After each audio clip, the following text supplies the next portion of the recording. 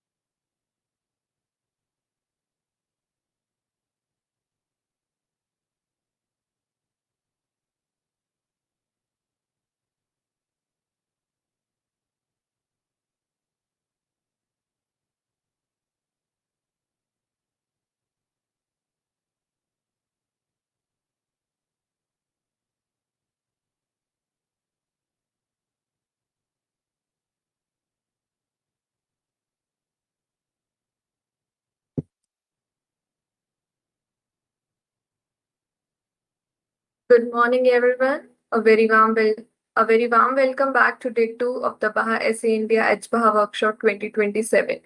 We hope yesterday's sessions gave you valuable technical insights and a deeper understanding of hBAJA. Today, we continue this learning journey with another exciting lineup of eminent industry experts. So, without further delay, let us begin. It is my honor to welcome our very first speaker for the day, Dr. Yogesh Agav, Vice President and Head of Advanced Technologies and Research at Kirloskar Oil Engines Limited. With nearly 2 decades of experience in engine development, combustion science, sustainable fuels, and advanced mobility technologies. Dr. Agav has been at the forefront of automotive innovation in India. Today, he will be speaking on transition of hCNG to hydrogen. So, we are privileged to have you with us. Over to you.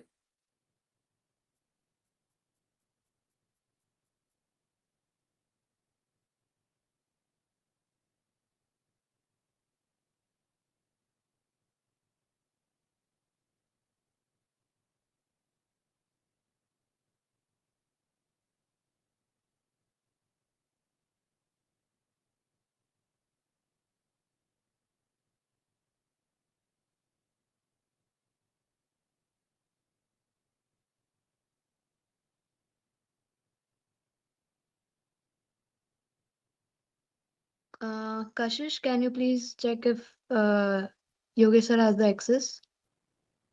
Yes, ma'am, he did. He left just recently. Ah, wait a second, he is back.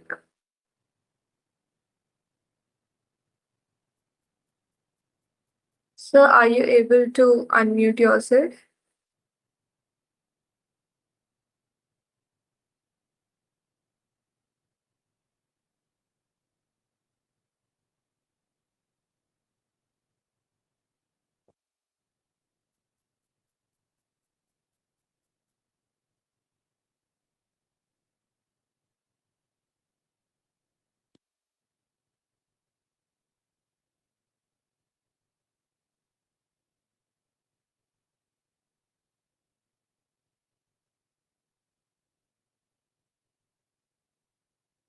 Yogesh, sir? Hello?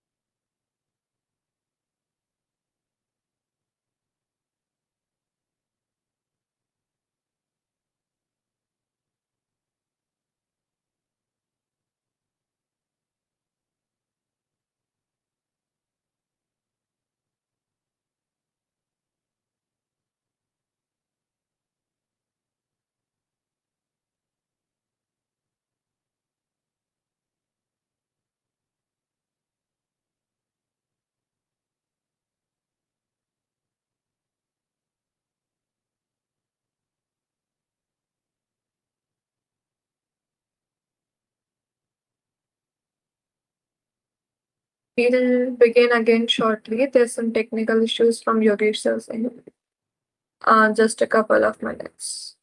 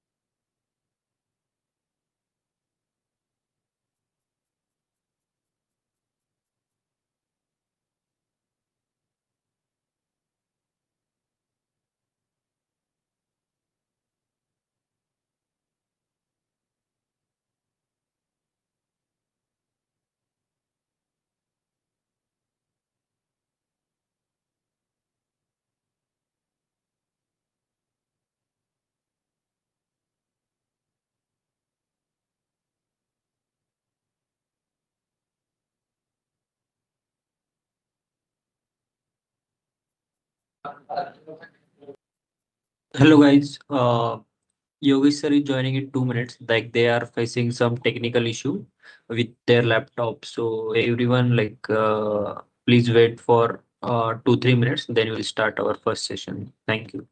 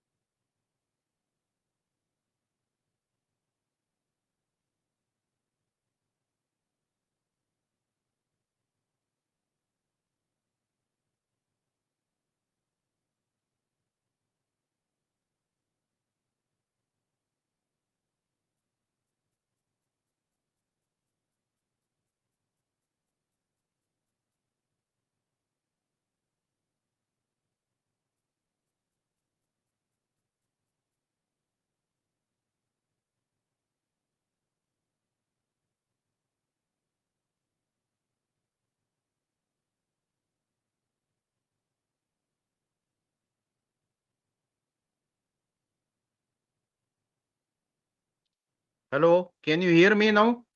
Yes, sir, we can hear you. Just give me a second. I will start my presentation. Sure, sir. Sorry, there was a technical glitch. Fine, sir. No issues. दरवाजा बंद करून मग interview येत नाही.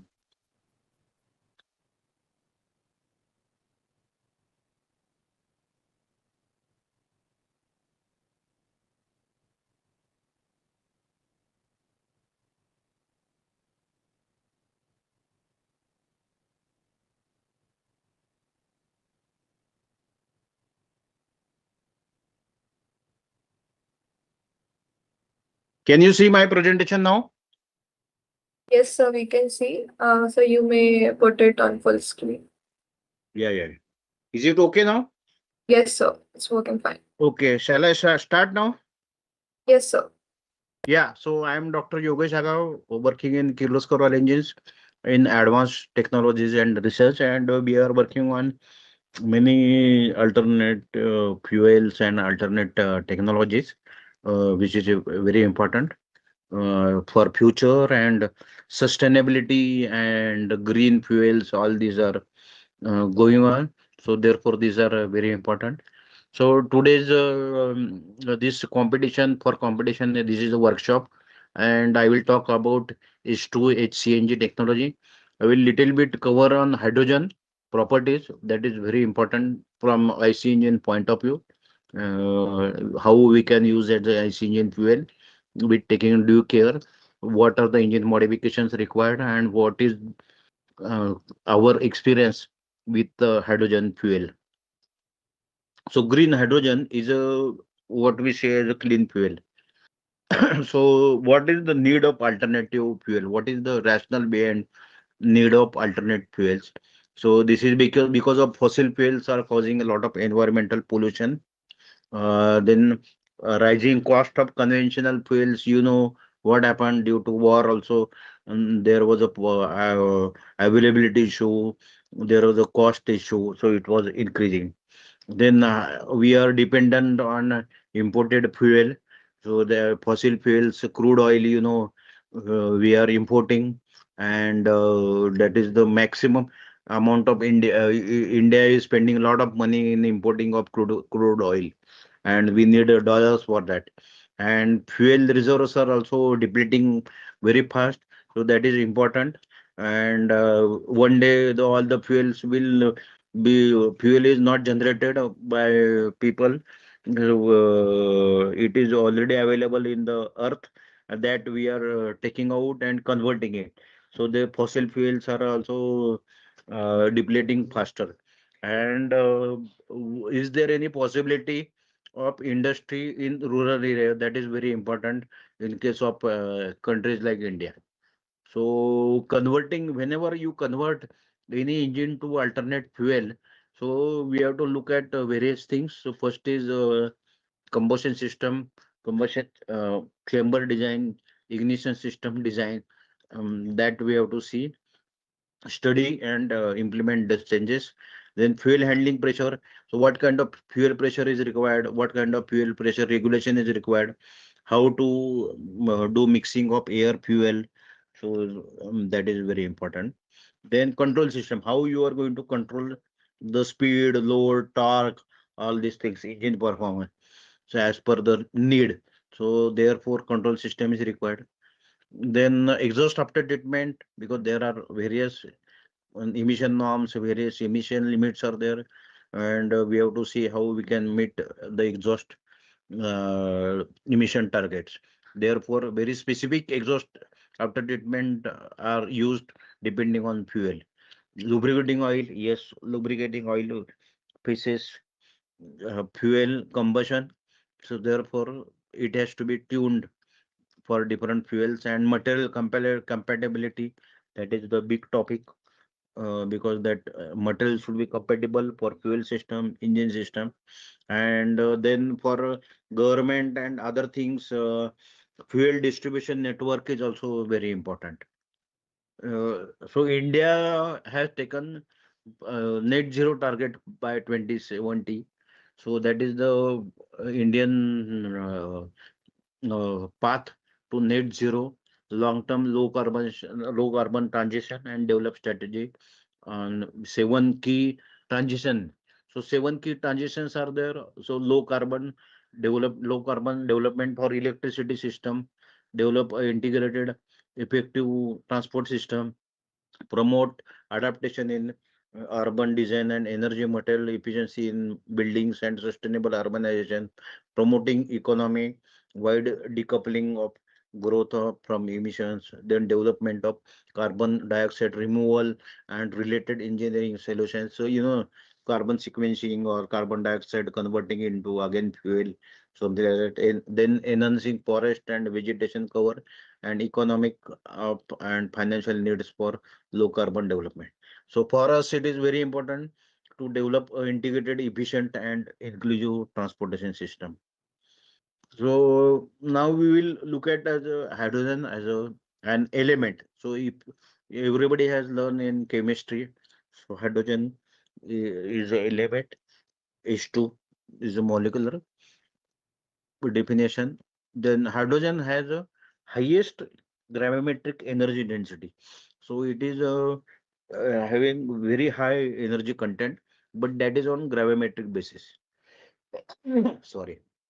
Then weight, it is very light. So 14 times lighter than air. The natural state, this is the problem that rarely exists in free state. So hydrogen is always as a compound available. Volumetric energy density is very low. Then detectability is also very difficult, but it is invisible, odorless, and tasteless. Abundancy. So 75% of mass in the universe is uh,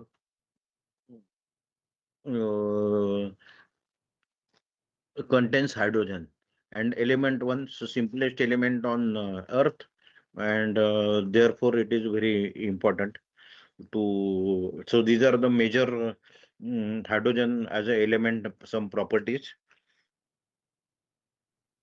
Then we talk of various hydrogens. So for example, green hydrogen, pink hydrogen, yellow hydrogen. So this gives this table shows how green hydrogen and other types of hydrogens are produced. So basically, green hydrogen is where wind, solar power, hydropower, geothermal power, tidal power are used for electrolysis. So it is produced from electrolysis.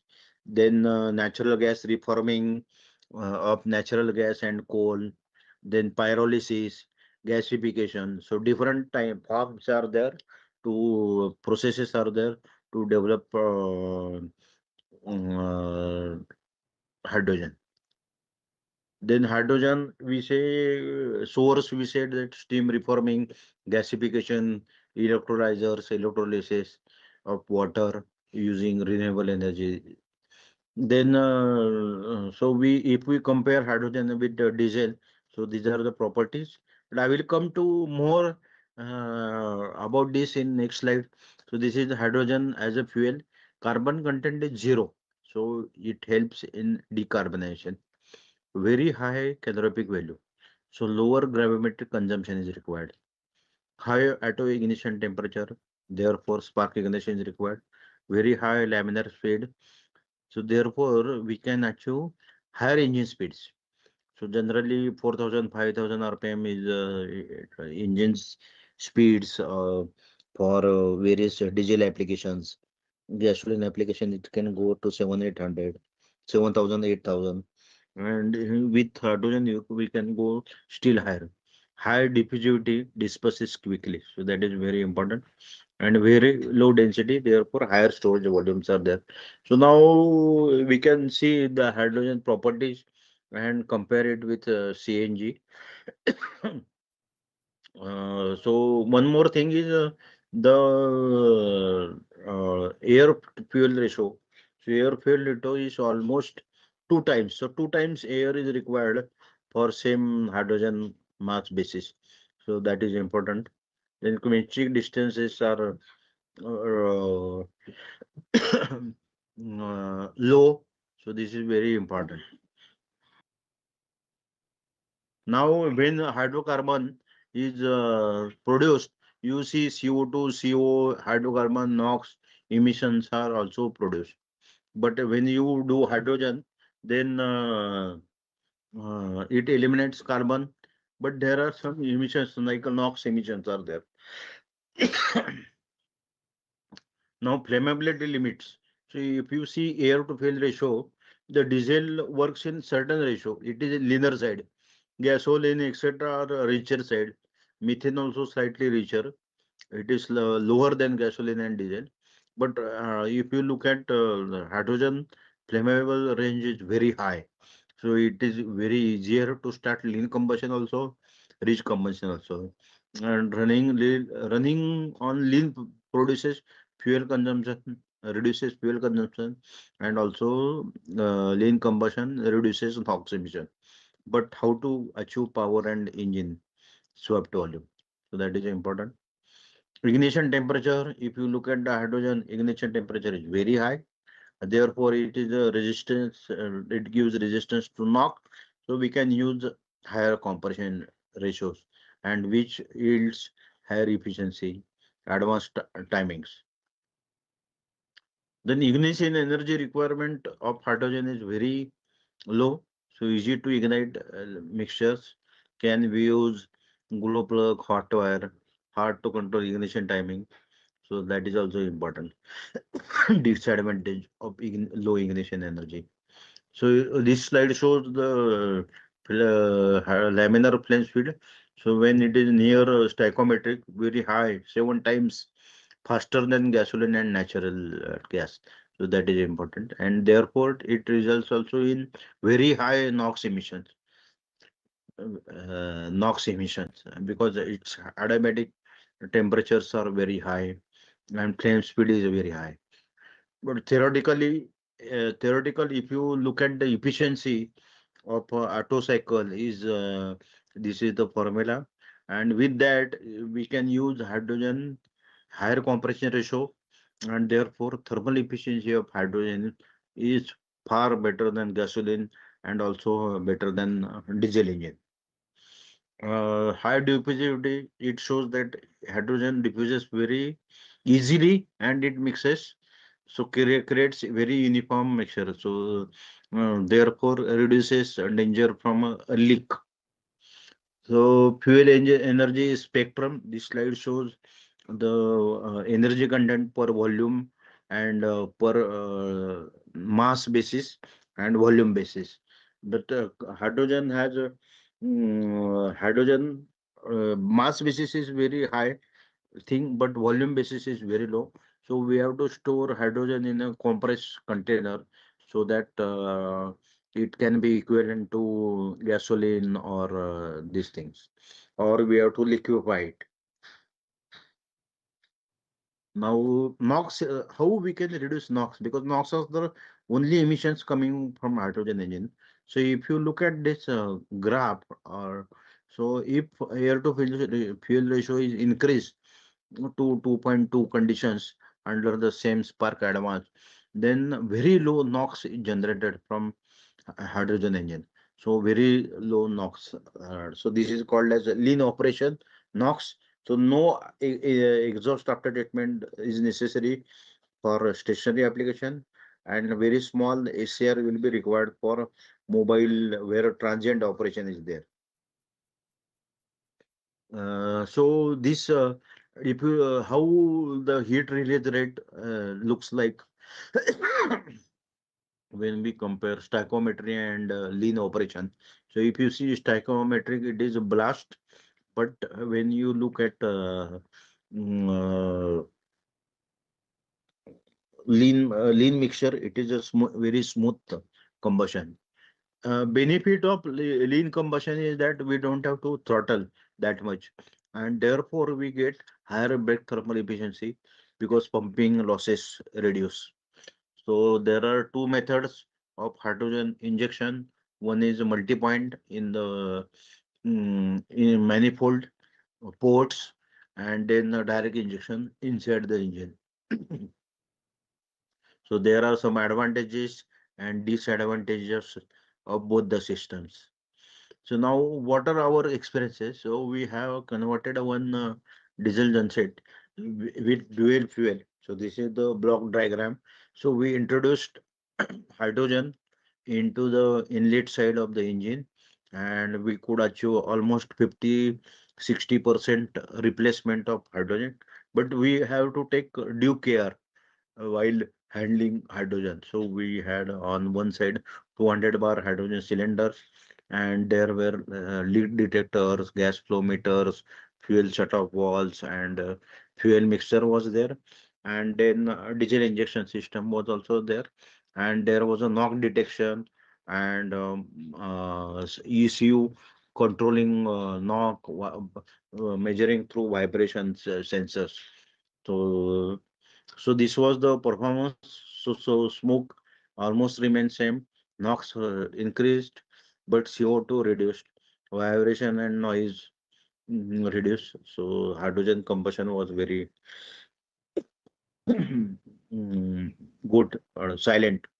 And then we have done hCNG project also, where hydrogen CNG hydrogen was mixed with CNG, and it was found that 18%, around 18% hydrogen gives better, or improves property of CNG. CNG has a lower flame temperature, flame velocity. So hydrogen improves the velocity and reduces emissions. So with this fuel alone, we could get next level of emissions. So that was the important thing. So in cylinder combustion is shown with hydrogen, the cylinder pressure increases, but it was within the limit compared to CNG, and emissions also dramatically reduced by introduction of 18% hydrogen. So this was the experimental setup, and these are the emission values with different proportion. So above a 25%, it was more of a hydrogen, and below 25%, it was improving CNG performance. So then this is the PNG versus hCNG specific fuel consumption improved. Then air fuel ratio, we have to give more air to engine because the ratio requirement was higher. Then this is with 18% we could get very good benefit, and CO emissions reduced by 60%, NMHC 85%, and NOx reduced by 53%. So now we will come to material compatibility. What is required? So hydrogen fuel systems material must be selected meticulously to prevent hydrogen embrittlement. Metallic material shall be as per ISO standard. Non-metallic. So there are two standards for non-metallic and metallic content. So we have to choose the materials as per this. And material used in coal, hydrogen or H2 engines are shown this. So non-metallic rubber, nitrile rubber for CNG, but hydrogen whiten rubber was required. Metallic hoses, stainless steel hoses were used, gas hose also, and end connection also from stainless steel material. Then safety checks are have to be carried out to get hCNG or hydrogen system certified. So there is a standard for that. So basically, leak rate is lower. Then helium is used for checking instead of air or natural gas. And ozone testing is also, aging test is also there, and non-metallic immersion tests are there. Other tests which are required are electrical resistance test, water jacket freezing test, heat aging test, corrosion test, oxygen test. So we have to go through this test after proper material selection, and then we have to prove the safety in all these components. So therefore, if you look at the hydrogen engine, when we convert, so there are almost 7, 8 systems change. Ignition coils, low energy coils have to be used to avoid backfire. Spark plug, cold rated spark plugs should be used. Wall train optimized timing to avoid intake backfire. Wall and wall seat engine design for leak proofing. Turbocharger. So as we have seen that lean combustion is necessary, therefore we have to use turbocharger rematching has to be carried out for lean operation. Then fuel system, special material to avoid H2 embrittlement, leak-proof joints, and close crankcase ventilation and leak detection. Lubricating oil also is necessary because lot of water contamination happens. So this is the hydrogen engine development program we have carried out with IIT Delhi under MNRE funded project, and we have developed one genset which works on hydrogen, and we have got a patent also, and IOCL has developed oil for this engine. So thank you. So this is the end of my presentation. If there are any questions,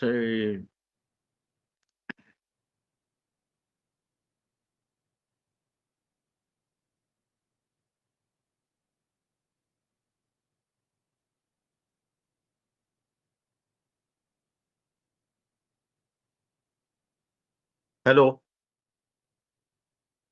Yes, sir, we can hear you. Yeah, so if there are any questions, hope I could give some glimpses on hydrogen engine, hCNG engine, how it is different than normal diesel or gasoline engine. I'm open for questions now. You may post your questions in Q&A or chat, students.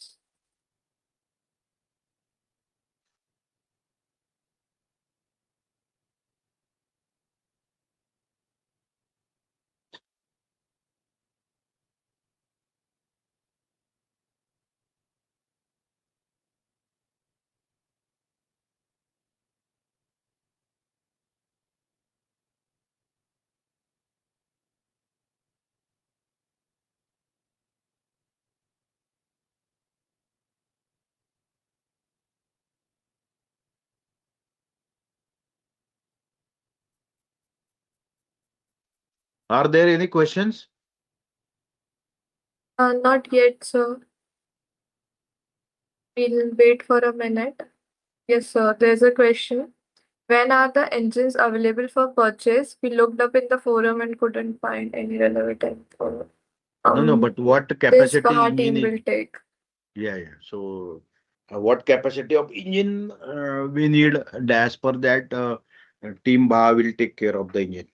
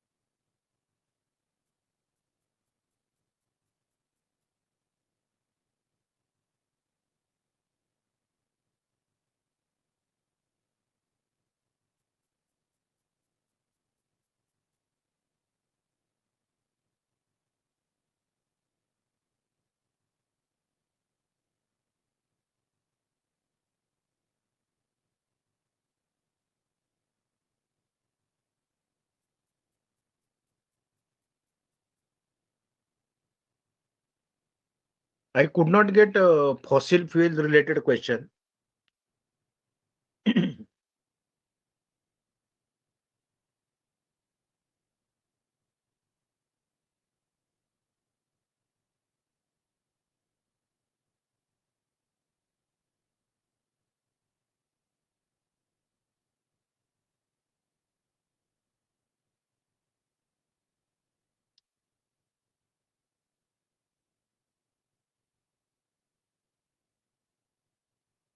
So I couldn't see any questions now. If we'll get Okay, some questions, I'll surely share.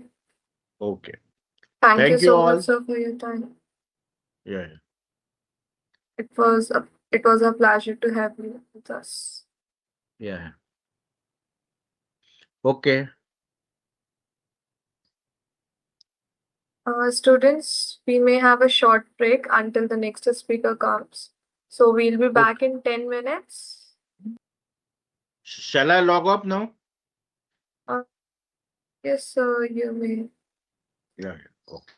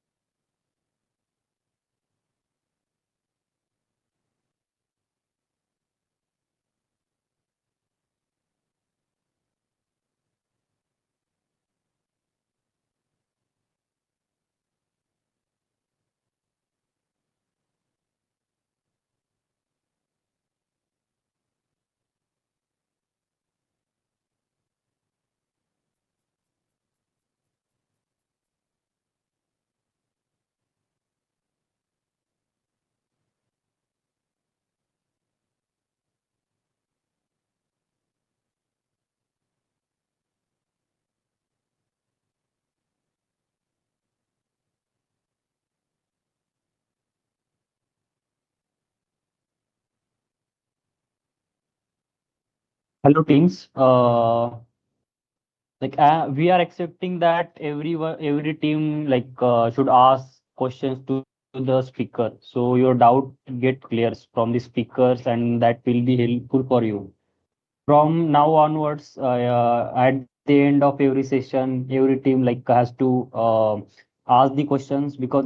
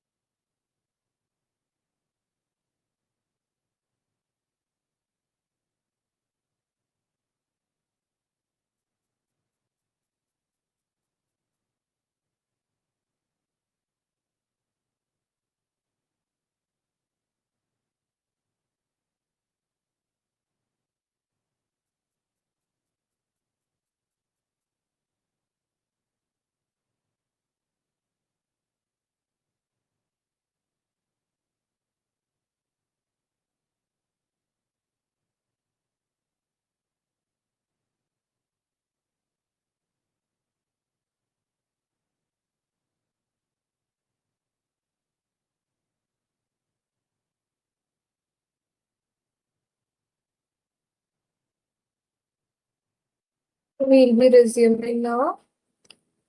It is now my pleasure to welcome Mr. Makran Lal, Vice President, High Pressure Gas Mobility Solutions.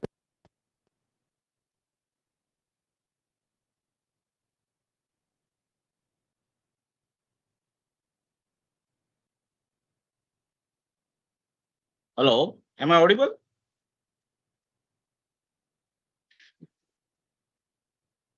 Yes, sir, you're audible. Just So a let second. me know when can we start. Okay. Sorry, sir. Let me know when can we start. Yes, sir. Yes, sir. Just beginning. I'm introducing you. Okay. Mr. Makrant Lad, Vice President at High Pressure Gas Mobility Solutions at Time Technoplast Limited, with over 2 decades of extensive experience in high pressure gas systems, hydrogen storage, and sustainable mobility. Mr. Lad has played a significant role in advancing alternative fuel technologies. He'll be delivering 2 consecutive sessions covering regulatory framework and safety requirements for hydrogen and hCNG storage, followed by exhaust after treatment technology for hCNG IC engines. So, we are delighted to have you with us. Over to you.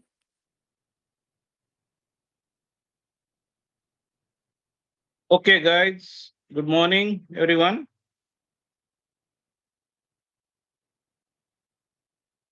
So, they won't be able to unmute themselves, but good morning Okay, from no problem. everyone. No problem. Okay, I got it. Just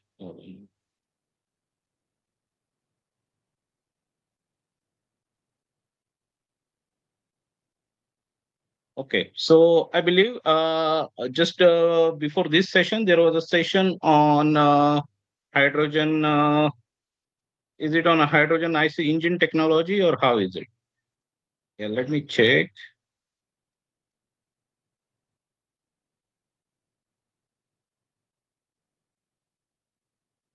Yeah, so Dr. Yogesh Agao transition from hCNG to hydrogen. Okay. So I'm going to share my screen now.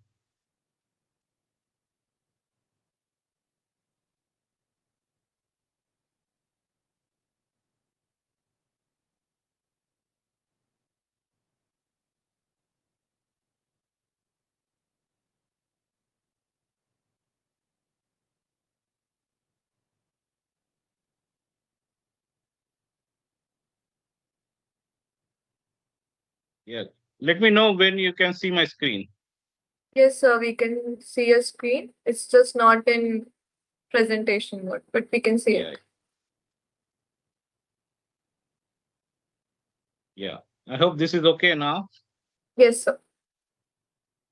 Okay, so we will change the sequence of the topic. First, we'll cover about the EATS or after treatment system for H2Is or hCNG and also related its performance. And then we will talk more about the regulatory framework, okay, because it will make sense after that, okay?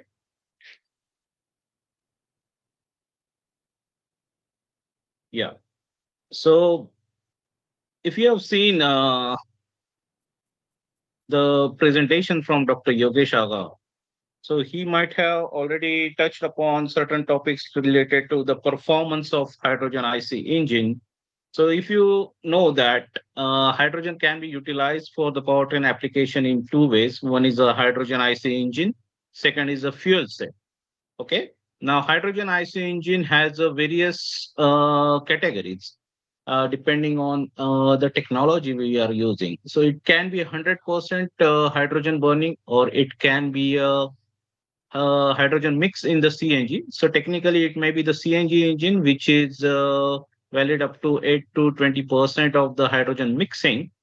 And then there are other categories like the way you inject the hydrogen. It can be a port fuel injection, it can be a direct injection. And then within a direct injection also, it has a various categories like a low pressure direct injection and high pressure direct injection. So we will cover brush upon a little bit on this, and then we will switch to the hydro EATS, that is the exhaust after treatment system required for hCNG or hydrogen ICNG. So if you compare this, basically slide is comparison between your H2I's technology versus the fuel cell technology. So here we can see that the thermodynamic efficiency of any IC engine is up to 50% or 52%, depending on the technology you are using. Now, here it is mentioned that more than around 44% of the direct injection, it might be the low pressure direct injection. Low pressure means up to 50 bar of fuel injection pressure.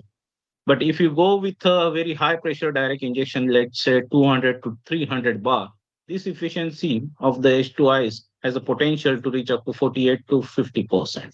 There are players in the world who are working on this kind of technology already.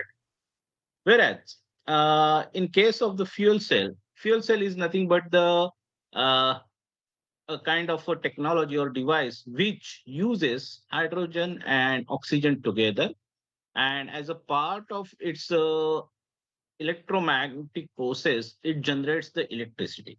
Okay, so it's a basically electrochemistry. On one side you have the hydrogen, on the other side you have oxygen. It comes together, and then it forms the electricity. Okay. And this has a very high efficiency, up to 60% of electrical efficiency. And it reaches to this percentage when the load is 25% to 50% of the load on the vehicle or on the fuel cell.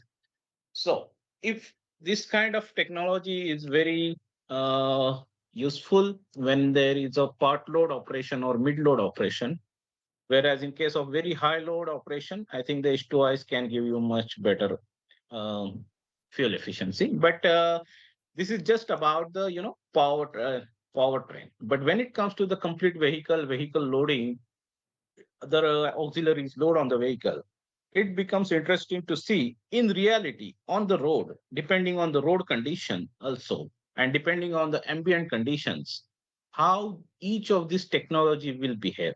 On the test bench, this looks good. This table looks good on the test bench, but in reality, different market, different environment condition will have the different impact, and it will behave a little different. Now there is a further point here that since it is a hydrogen, there is no carbon in this fuel, so there is no formation of any hydrocarbon or no formation of any CO2. So, but since it combusts, that means it has a hydrogen mixing with the air, and air has the nitrogen. So the NOx formation is inevitable.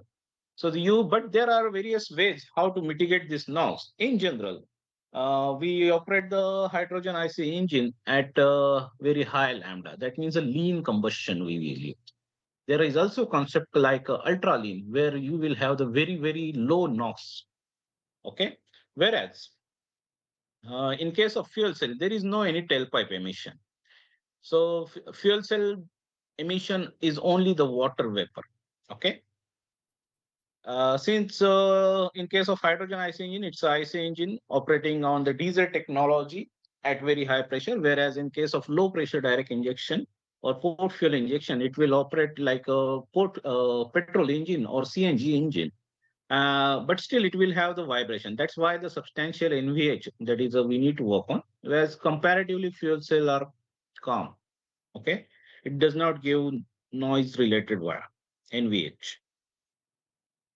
Okay, then hydrogen IC engine, since we are using the IC engine from so many decades, okay, so we have very good knowledge base of IC engine, irrespective of which fuel we are using. So that means whole industry and the tier one and the various sub suppliers or suppliers of the various components of IC engine is well aware how to make these components. Okay, what kind of precision is required here, and the complete ecosystem is already running. So that means if we say that, okay, I want to switch to 100% fuel cell tomorrow, or let's say in next 1 to 2 years, what will happen to this already existing industry, manpower, huge investment, huge machineries which we are already using.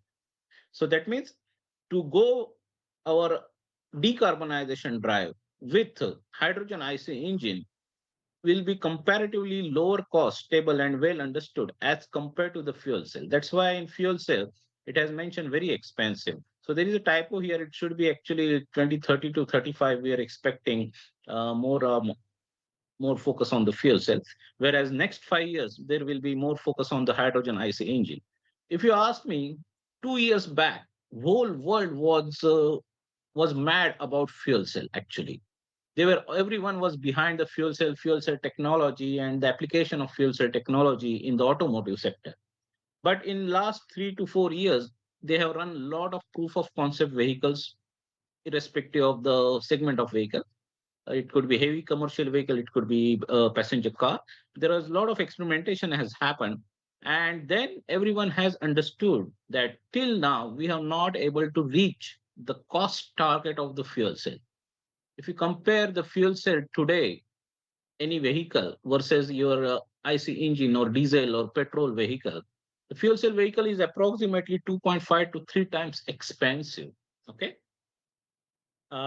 than your IC engine variant. And that's why to go with the fuel cell, it will also require the completely new setup of the production lines, technology, manpower, training, and that's why to go with the fuel cell at the moment is expensive. It will go in the transition. Okay, today we are in the transition phase. Yeah. Then fuel cell also requires a very high quality and very high purity of the fuel, hydrogen, 99.99994 times 9. So it is a very extremely clean fuel it will require within a hydrogen. Whereas in case of hydrogen IC engine or hCNG, a little bit contamination is okay because IC engine is tolerant to this kind of contamination. That means the operating cost or the fuel cost in both the cases is going to be different because we need to purify the fuel to very high content or very high extent in case of fuel cell application. Yeah. Okay. Then more important, once we let's say make the vehicle, but also comes the point of what is the durability, what is the maintenance cost of these vehicles. Now, if we talk about the IC engine, so it is already durable of more than 10,000 hours. With the hydrogen fuel also, it can be meeting the similar kind of a durability. But whereas in case of fuel cell, it is little challenging to have this kind of durability. You need to develop such kind of durability and work on extensively on this. And from this point of view, fuel cell requires further, let's say, research and development. So there are a few companies who are developing or working on fuel cell who are saying that, okay, today we have reached to maybe 20,000 or 25,000 hours of durability, but it is yet to be proven. Yeah. And then more important, another aspect of the hydrogen IC engine, since it is IC engine, it is burning, it is making a combustion. The exhaust temperature of the IC engine is more than 500 degrees Celsius. So this high grade of heat is very easily managed because we have already the system of water cooling and then the radiator in the place. But whereas in case of fuel cell, it will require very precise on additional thermal management because the exhaust, which is coming as a water vapor and the heat coming along with it, is a very low temperature heat. So that means the thermal management becomes a little bit challenging, and we will require a bigger size or the more number of radiators to manage with the fuel cell. Yeah. So said this, fuel cell might be the ultimate target in next 10 years, but the transition will happen through the H2Is. So you know the companies like Tata Motors, Ashok Leyland, Eicher, everyone is working on both the technologies. In next 2 to 3 years, you will find maybe around 100 vehicles of the hydrogen IC engine running under various government funding program to make it as a proof of concept or the demonstration vehicles. Similar is also happening with fuel cell, but at a comparatively lower speed as compared to the H2Is because of the various points we discussed. Yeah. So as we say, the H2Is technology with the various thermodynamic efficiencies and the targets for various countries or the various zones in the world. So in 2025, they were expected to reduce your greenhouse gas emission or CO2% by 15% as compared to the 2020 as a base. And in 2030, their target is up to reduce up to 30%. Whereas USA has similar targets of -20 and -27%. And that's why the greenhouse gas law or the EPA or CARB 2027 is going to come up in this period. So to mitigate this target, this kind of technologies or these kind of alternate fuel technologies are very important.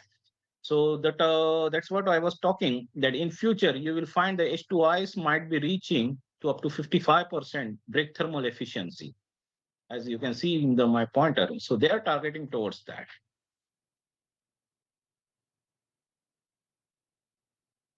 Yeah. And yeah, that's what we were talking about, H2Is as a solution for CO2 neutral trucks. Capability to ensure high system efficiencies. Okay, this is an important point. It has a very short time to market because the technology base of the IC engine is already there. The knowledge is already there. Yeah, I think I already explained low purity, prolonged life cycle. This is okay. Now I'm going to next. Yeah. So in which segment of the vehicles, which technology makes sense? Okay. So this picture talks about that. So if you look at the x-axis, it has a small commercial vehicles, LCV, light commercial vehicle, or passenger car or light duty vehicle. As you go towards right, it is heavy commercial or non-highway equipment, and extreme right is as a renewable storage or marine or locomotive application. Now on the y-axis, you have the two technologies. One is H2Is, whereas and also the fuel cells as mentioned. So if you look at the fuel cell, okay, talking about the bottom technology, it is okay to implement whenever it's green. It means the regulations are implemented. That means various countries has various regulations in setup. So if you talk about India, AIS 157 and AIS 195 are the homologation regulations set by ARAI for various hydrogen related vehicles. So AIS 195 is for the hydrogen IC engine powered vehicles, whereas AIS 157 is for the fuel cell powered vehicles. Okay. I will skip this. Okay. I want to understand whether this topic is covered in prior lecture by Dr. Yogesh Aga. Pranjal, can you answer quickly? Different injection technologies.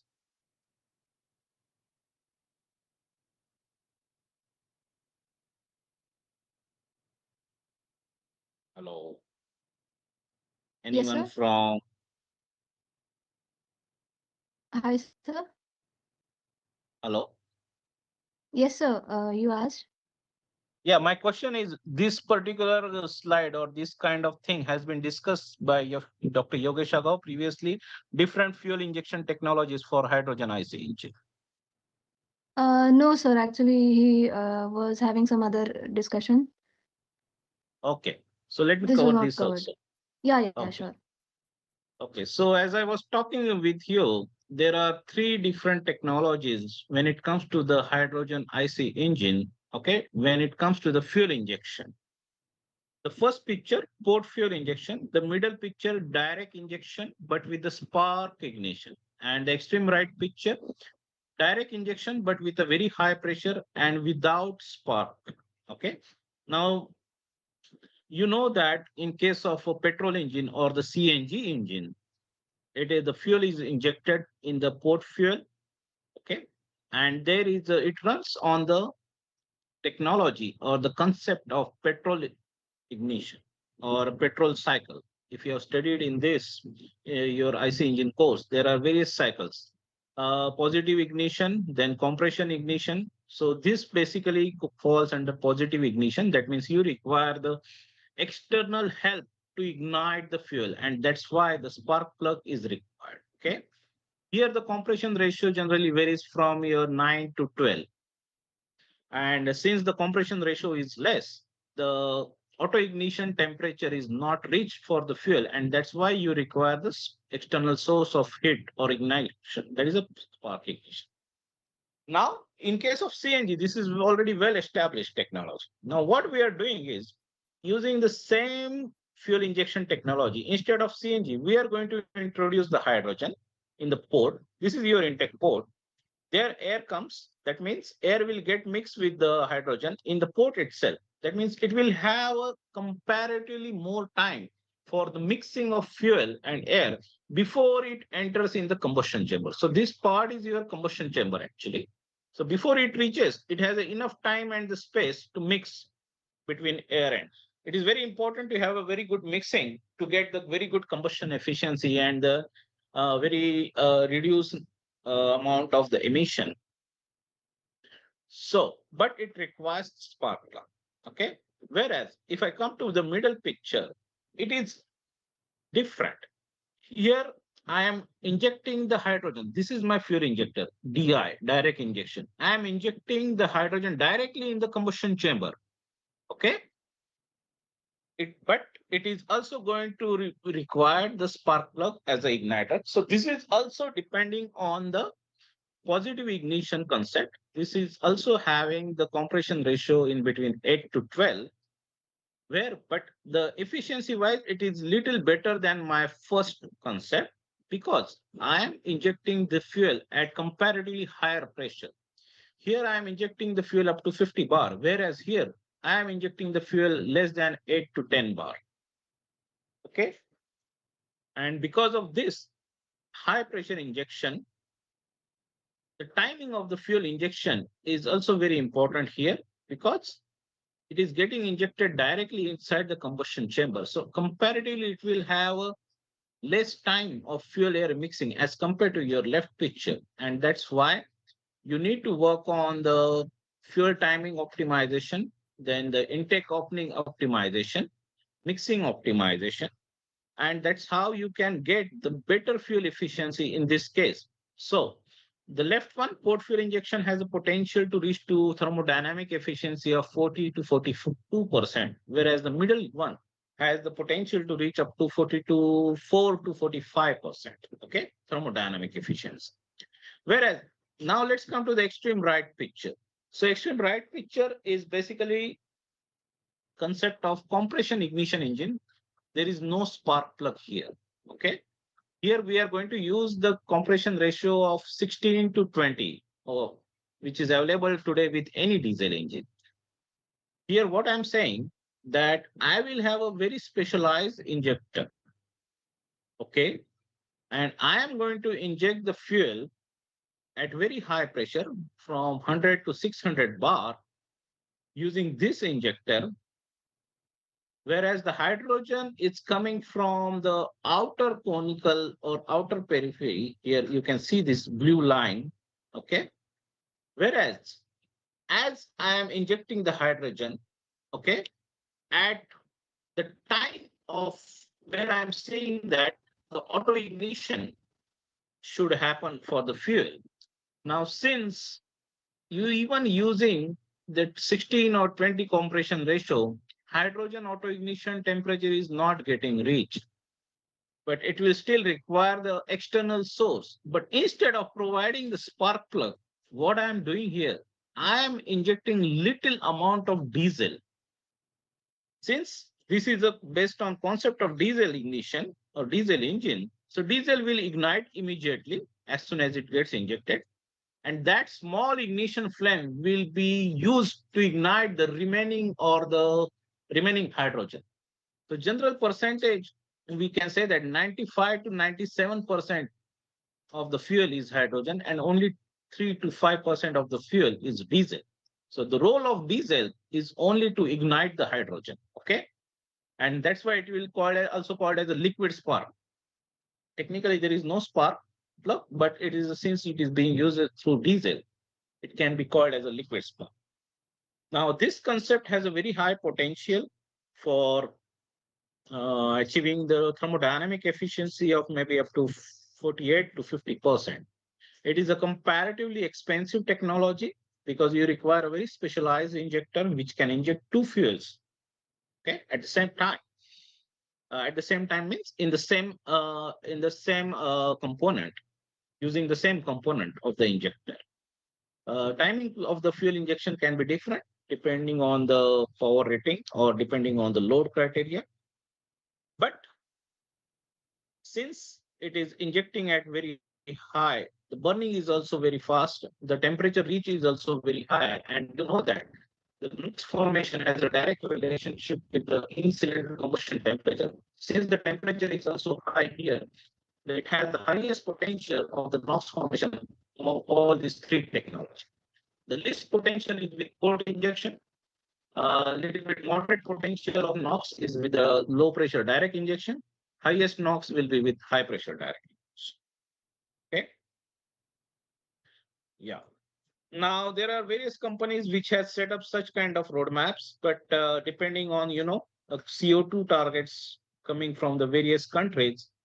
So in 2023, many of these countries has a target to reduce overall CO2 by 30%. Now, depending on the fuel pressure, okay, the storage system required is also different. So here they are talking about very high size of engine. This is a 13 liter, 15 liter, 17 liter engine class, which is used in a very heavy duty marine industry or heavy commercial vehicles. So as I was talking, the port fuel injection or multi-point injection, 42% brake thermal efficiency, low pressure direct injection up to 43%, high pressure direct injection having 47%. And each requires a different pressures when you store the hydrogen in the cylinders. So the storage of hydrogen is a different topic. I think Dr. Ajit Babu will cover today about this, how it can be stored. So, and move to next. Yeah, so this is still the same comparison of the different fuel injection technologies, what I just discussed. Okay, now there are various ways how we can achieve the thermodynamic efficiency of more than 46 to 48% using the direct injection engine, using the hydrogen as a fuel.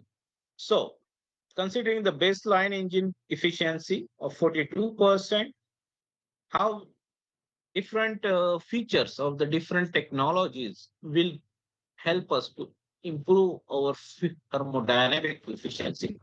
This picture talks about that. At the moment, it is okay just to know the names of these technologies, like direct injection will improve by 1%, component optimization additional 1% improvement, Hybridization, that is another 0.5%. Variable water timing technology, another 0.8%. Water injection to reduce the knock, it has another 1%.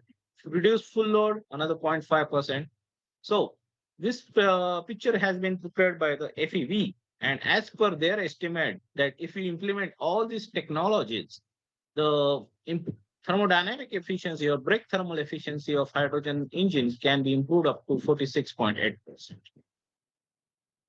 Yeah. And with each technology, you can see that this is the compression ratio variation 11, 12, 13, 14. So as we move from 40 to 42, it is basically your positive ignition 11 to 12. That's why it is 42. And as we move ahead, so this makes more sense with the compression ignition or very high compression ratio. Yeah. Okay. Now this is little complicated at your stage to understand the impact of various technologies or the various parameters on different. So NOx formation, engine efficiency, engine performance or power density. So what is my target? I want to improve my engine efficiency as much as possible. I want to reduce my NOx formation or raw emission as less as possible. And engine performance, I also want to improve as much as possible. So you need to take a little bit deep dive to understand what is the impact of each parameter. So at the moment, some parameters are contradictory to each other. For example, if I want a very high engine efficiency, as I was explaining, I need to go with a high pressure direct injection, but it has the potential to have the very high NOx formation. Okay. Now to reduce or to mitigate this very high NOx formation, what option I have? I need to go with a very ultra lean combustion technologies for this. So yeah, these are little advanced topics at your stage, but then there are various other technologies which will come into the picture, achieve this kind of targets, like charging, boosting requirement, mixture formation, base engine optimization, compression ratio optimization, ignition optimization. Is to ice for its various performance requirement, high performance, low emission. There are various sub technologies which we need to play with to achieve this. So it is a whole game of, or this is the puzzle, I would say, puzzle of optimizing different parameters and different technologies to achieve the target. Yeah. Now, before we move to the treatment topic, okay, it is important to understand how or how much NOx formation is going to happen in each of the technologies. So as you see the left side picture, this picture basically talks about your NOx formation map. So this is x-axis is your engine speed, y-axis is your load on the engine, and this or z-axis is your lambda. Whereas the second picture talks about your NOx formation. Okay. So as I said that ultra lean, so this particular line has the lambda of 2.4. That means very high lambda. This is ultra lean. Lean basically means you will inject or you will introduce more and more amount of air than required for its complete combustion. And because of this, it has the potential to reduce the NOx formation. Okay. You can see that the NOx formation here is up to in this range 0.4.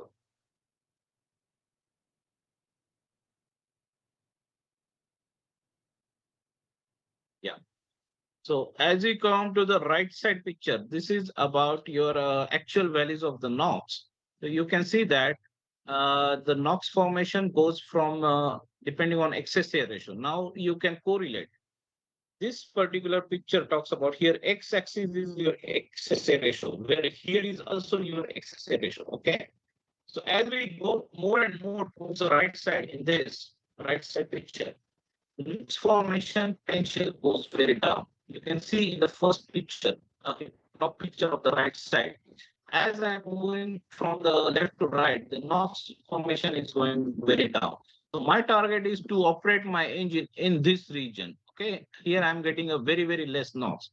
And this region, if you see, the lambda falls in between 1.9 to 2.4. So this is called as a ultra lean combustion. Yeah. So these are another examples of the how the NOx formation takes place in each of the different engines. So this is coming from the different size of the engine, 6.7 liter. There is always a trade-off between two different technologies, positive ignition and diffusion combustion, that is basically your compression ignition. So as we saw that on the diffusion combustion, it has very high efficiency, but also high raw NOx emissions. In case of petrol engine kind of technology or spark plug combustion technology, it has a very less potential for NOx emission, low after treatment requirements since the NOx is very less and upfront cost is less, but it also has the disadvantage that the lower efficiency. Whereas if I want a very high efficiency, I need to bear the high raw NOx. And that means I also need to work on my after treatment technology so that I can reduce this very high NOx. And that's why it requires very increased after treatment requirement. And obviously related cost is also high. Yeah. Now let's talk about the how we can able to reduce the NOx formations from our yeah, just a second.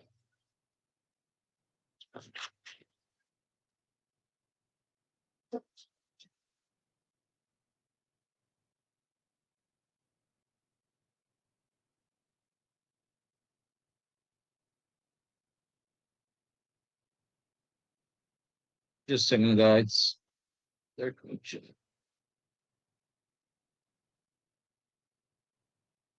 Okay, I'm facing little bandwidth issue, so I'm switching off my camera now. Okay, but we'll go back. Okay, let me know if you can see my screen again. Hello. Yes, sir, it is visible. Okay, well, now let's talk about the one of the technology to reduce the NOx formation. Now we understood that hydrogen IC engine has a very high potential depending on the fuel injection technology for the NOx formation. So catalytic reduction, SCR or selective catalytic reduction is one of the technology which can be used for the NOx reduction. Now, as we know that the NOx conversion efficiency, if we want to use very high NOx conversion, that means the raw NOx to the NOx which can we actually emit into the atmosphere depending on the legislation. So this efficiency is very high when the SCR catalyst temperature in between the 300 to 400. Okay. Now it has a various components like a DOC, diesel oxidation catalyst, ammonia slip catalyst, then catalyst. Okay. Now as we go to the very high SCR temperature, okay, in this extreme zone, I come to across various other issues of the catalyst degradation and urea consumption, very high urea consumption. And that's why it is very important that I operate my SCR in this temperature range. Okay. So current understanding suggests that urea SCR will be well suited, efficient, and durable for the hydrogen DeNOx catalyst. Whereas there is other challenges we need to solve. What about the water vapor impact? Now, if you compare the one of the major constituent of the emission which is coming out of the hydrogen IC engine is not only the NOx, it also the water vapor. Because hydrogen is there, in air you have the oxygen. So it is getting ultimately mixed with the oxygen. So it has a very high potential to have the water vapor as one of the emission constituent. And this water vapor is obviously coming out of your exhaust system, and it will have the adverse impact on your catalyst, on your aging, okay, in SCR. So on one side, you require the SCR to reduce your NOx, but you also need to mitigate the challenge of water vapor on the degradation of your SCR components. So this is another challenge you need to play with. So NTO is primarily formed in the exhaust after treatment system. Now, NTO is nothing but also one of the major emission. NTO is nothing but, you can in layman's term, I think it's also called as a laughing gas. So hydrogen reaction with NO over noble metal catalyst. So NO is your raw NOx. It embeds with the hydrogen. It gives you NTO and H2O. Now, diesel oxidation catalyst and ammonia slip catalyst adds platinum and palladium at catalyst. Now, these are the very, we are taking a very deep dive into the combustion system, after treatment system. And that's why you might be hearing all these terms at very first time. Okay, guys, I am getting one call and I need to take that call. So let me pause for a second.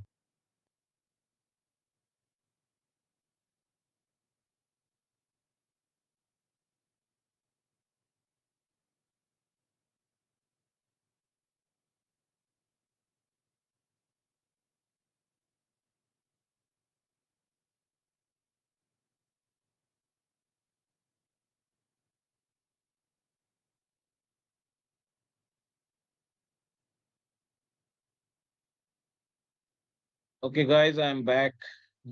And, coming back to this. Okay, now this is one of the aspect of how we need to reduce the NOx with the various technology. Then second technology is basically the ammonia oxidation, non-selective reduction in SCR. So range of reactions occurs in SCR. Ammonia oxidation on ASC is a key source. So some NTO may be formed across the entire temperature range. More NOx and urea dosing increase the NTO. So here we have, you see, contradictory challenge. On one side, we are going to reduce the NOx, but in that process, it also has the potential to get NTO as one of the constituent of emission. And NTO itself is one of the important emission, which also we need to. So that's why it is mentioned that NTO is also a challenge for diesel vehicles equipped with SCR. So it is not only in case of hydrogen, but also in diesel, it has a challenge. So lower raw NOx emission, option to remove the AC from after treatment and ferroelectrode temperature is likely significantly reduce NOx emissions. So the best strategy will be, you should have as low NOx, raw NOx. That means the NOx which is getting formed because of the combustion in the combustion chamber. It itself has to be very low. And that is the best strategy to tackle the reduced cost or reduced development time for your EH system. Okay, now there are various other constituents of the pollutants which is expected to come out of the H2Is. Now, since in case of hydrogen, there is no carbon element in the hydrogen atom. So you can ask why the CO2 is mentioned here. Okay, since there is no carbon in the hydrogen, technically there should not be any CO2, but there is a CO2 formation, although it is very low. It is coming because of the engine oil burning inside the combustion chamber, and then urea for SCR also has the CO2. So these are the two key sources of the CO2 from H2Is, engine oil burning and urea from the after treatment system. Second is ammonia. Some ammonia slips through the catalyst and also gets into your exhaust line. Now it has a trade-off with the N2O production on ammonia slip catalyst. So either you can reduce the ammonia, but then N2O will go off. And the trend is much less with the diesel. Hydrogen, now mind well, hydrogen is also fuel, but hydrogen itself is also emission because some amount of fuel also slips during the combustion process, because not 100% fuel is getting burned. That means the combustion efficiency may not be always 100%, it may be 98, 99%. So 1 to 2% of hydrogen has a potential to escape from your exhaust line. Okay. And this kind of slip is in the range of 0.5 to 3 grams. It can be mitigated using the DOC, but it still has the potential. Now, carbon monoxide, hydrocarbons, and particulates. Okay. Now, these are the main sources, specifically in the diesel engine. And that's why it is mentioned H2S will emit significantly less pollutants and greenhouse gas emission than your diesel engines. Okay, it is not more important when it comes to H2Is, but in case of H2Is, CO2 will be still there because of the engine oil burning and urine. So H2Is main emission is NOx, second is ammonia, third itself is hydrogen, and fourth means itself is a very less amount of CO2.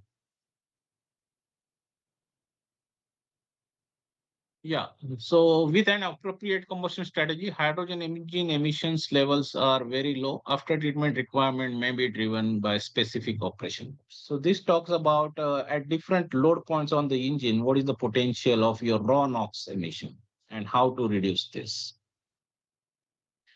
Yeah, now let's talk about what are the different technologies which can be utilized for the after treatment system and how its arrangement and layout.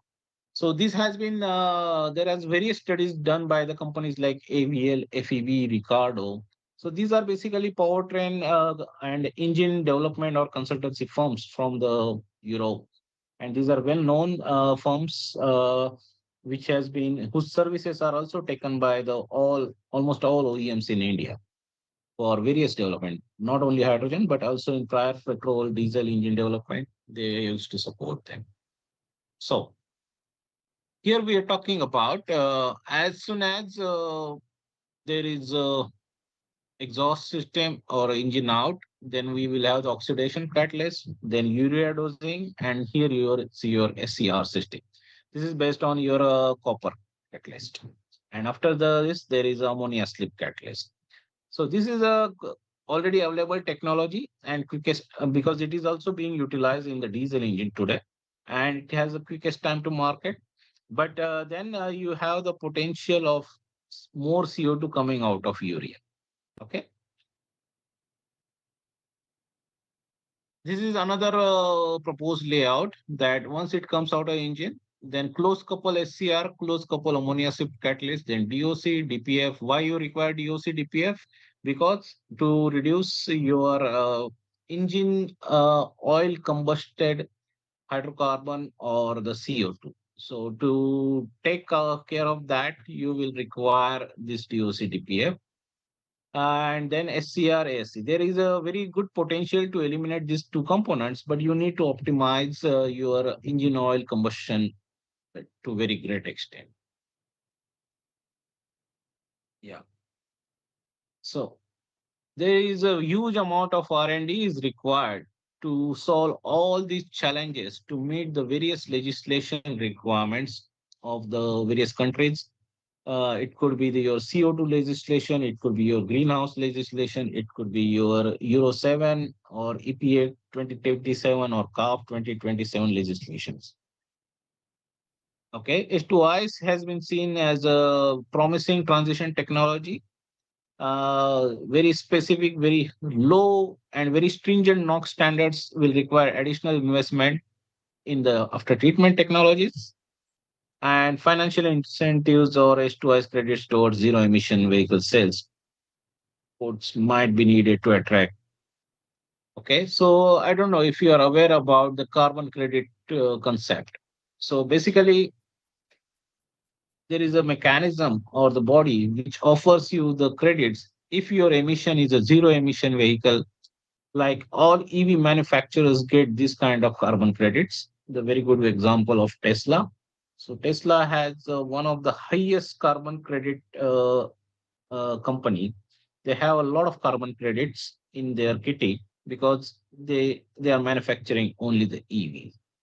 And they also trade this EV carbon credits with other OEMs who requires uh, to avoid the very heavy fine, because in that particular year, if they are not able to meet certain amount of corporate fuel economy of their collective vehicle sales, then they can say that, okay, I will buy such carbon credits from Tesla and I will showcase that I don't require to have my all vehicles to be EV.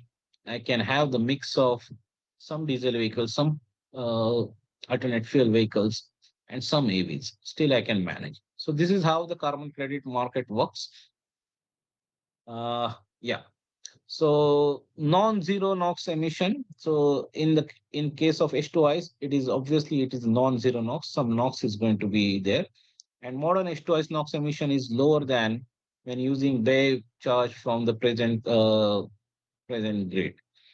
Okay, now here they are talking about the let's say your overall life cycle analysis. Now you can say that BEV, battery electric vehicle, doesn't emit anything because it has no engine. Yes, you are right, but the electricity from where it is coming, if it is a thermal power plant, if it is, then obviously it has a good potential to have the NOx, because thermal power plant runs on the coal. Coal gets combusted, it burns with the air, and it also emits the NOx. So, if you consider the complete life cycle of the vehicle from let's say each and every component of the vehicle, how it is being manufactured, and how much electricity consumption it has, and then what is the source of electricity each this component is using, and depending on that you can calculate that what is the carbon footprint of that particular vehicle. So for that you require a very dedicated and very huge amount of data, not only from the OEM but also from the all the sub suppliers and sub suppliers of the various components. Yeah. Uh, and on the left side you can see that which are the various companies, and I think this list has grown to much bigger in last 2 3 years. So almost every OEM in the world, including Indian OEMs, are working on hydrogen IC engine development. Yeah, so what we can say that uh, strong global H2IS development and demonstration activity, including from Bosch, including from the Delphi, including from the Borg Warner, including from the Finia. These are the company names who are basically in the business of fuel injection system provider or the engine management system development. Okay. Then H2Is can power heavy duty vehicles with near zero emissions, since it has, as we discussed, some carbon emissions, CO2 emissions, some NOx emissions going to be there. It is not a completely zero emission vehicle, but it will be near zero emission. It has significantly lower NOx emissions possible related to diesel. That's true. Low NOx H2Is can mitigate emissions hard to electrify. Now, there are some segment of vehicle which will be very difficult to get electrified. For example, you take the example of very heavy duty truck, okay, 30-ton, 40-ton trucks, what you are seeing on the today in also on the highways, but also in the mining sector. So those trucks can technically it can be electrified. Okay, what you require is just a electric vehicle axle, electric motors, and the battery storage. But to carry that much vehicle for a long duration, the need or the battery energy required is so huge. Then the battery weight will also increase. So because of these challenges, it will also have the impact on payload. Instead of 40 ton, maybe it can carry only 35 ton, because maybe it requires 3 to 5 ton of battery weight only. So this is very challenging in some segments of the vehicle. You cannot practically go with the electrification. So such segment of the vehicles or the automotive industry has a very good potential, but they also need to decarbonize. And then for them, the hydrogen IC engine or fuel cell can be a good technology. Most S2Is will initially lag behind FCV because because of the performance, and diesel heavy vehicles in terms of efficiency. That is correct. Since we discussed in the very first slide, fuel cell has very high efficiency as compared to H2IS technology. Yeah. Okay. So, and legislations will determine the viability of H2IS in various markets. Now, certain markets will implement these various legislation very fast. Certain markets might be slow, and depending on those markets, the aggression or the acceleration of this H2IS technology, how fast it will penetrate in the market will be decided. Yeah, I think that was on the H2Is after treatment or the emission related part. Anybody has any question? Before we switch, maybe we can interact if somebody has any doubt or question.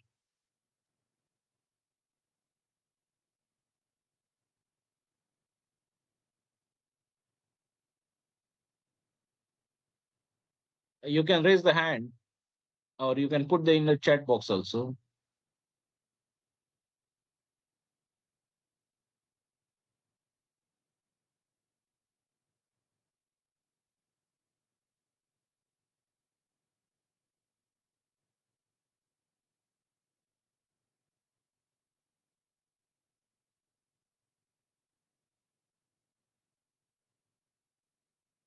Okay, I can assume everyone understood everything or you understood nothing.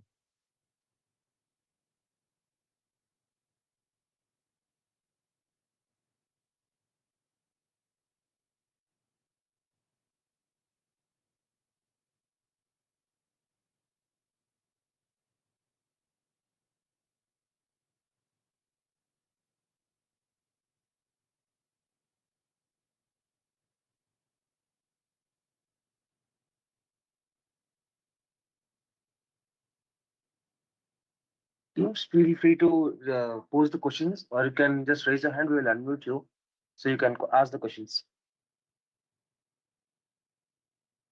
The new teams or the returning teams, whatever questions you have, you can please ask.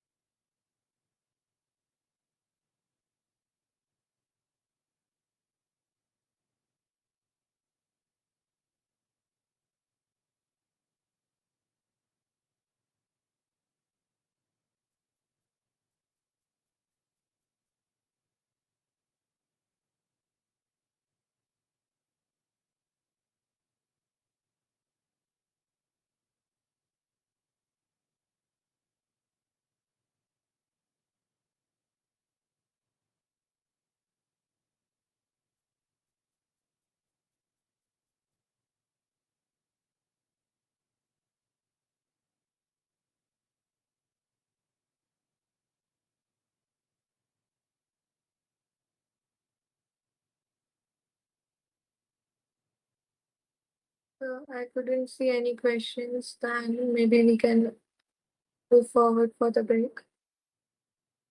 Okay, so we'll take a break and what time we should come back? 2. I'll do that.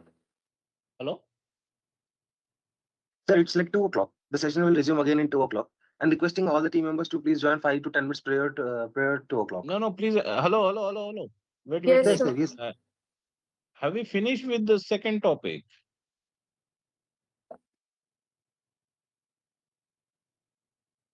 In So the you'll be schedule, what con- you have shared with me, okay, I can see that 12 to 1, you have put my name and 11. So we have switched the regulatory framework and safety requirement. Is this topic is not covered? Is it correct? So then we can continue it right now only. We'll take the break later. Yeah. Okay. So we will continue in okay in just 2 minutes. Let me take some Yes, sir.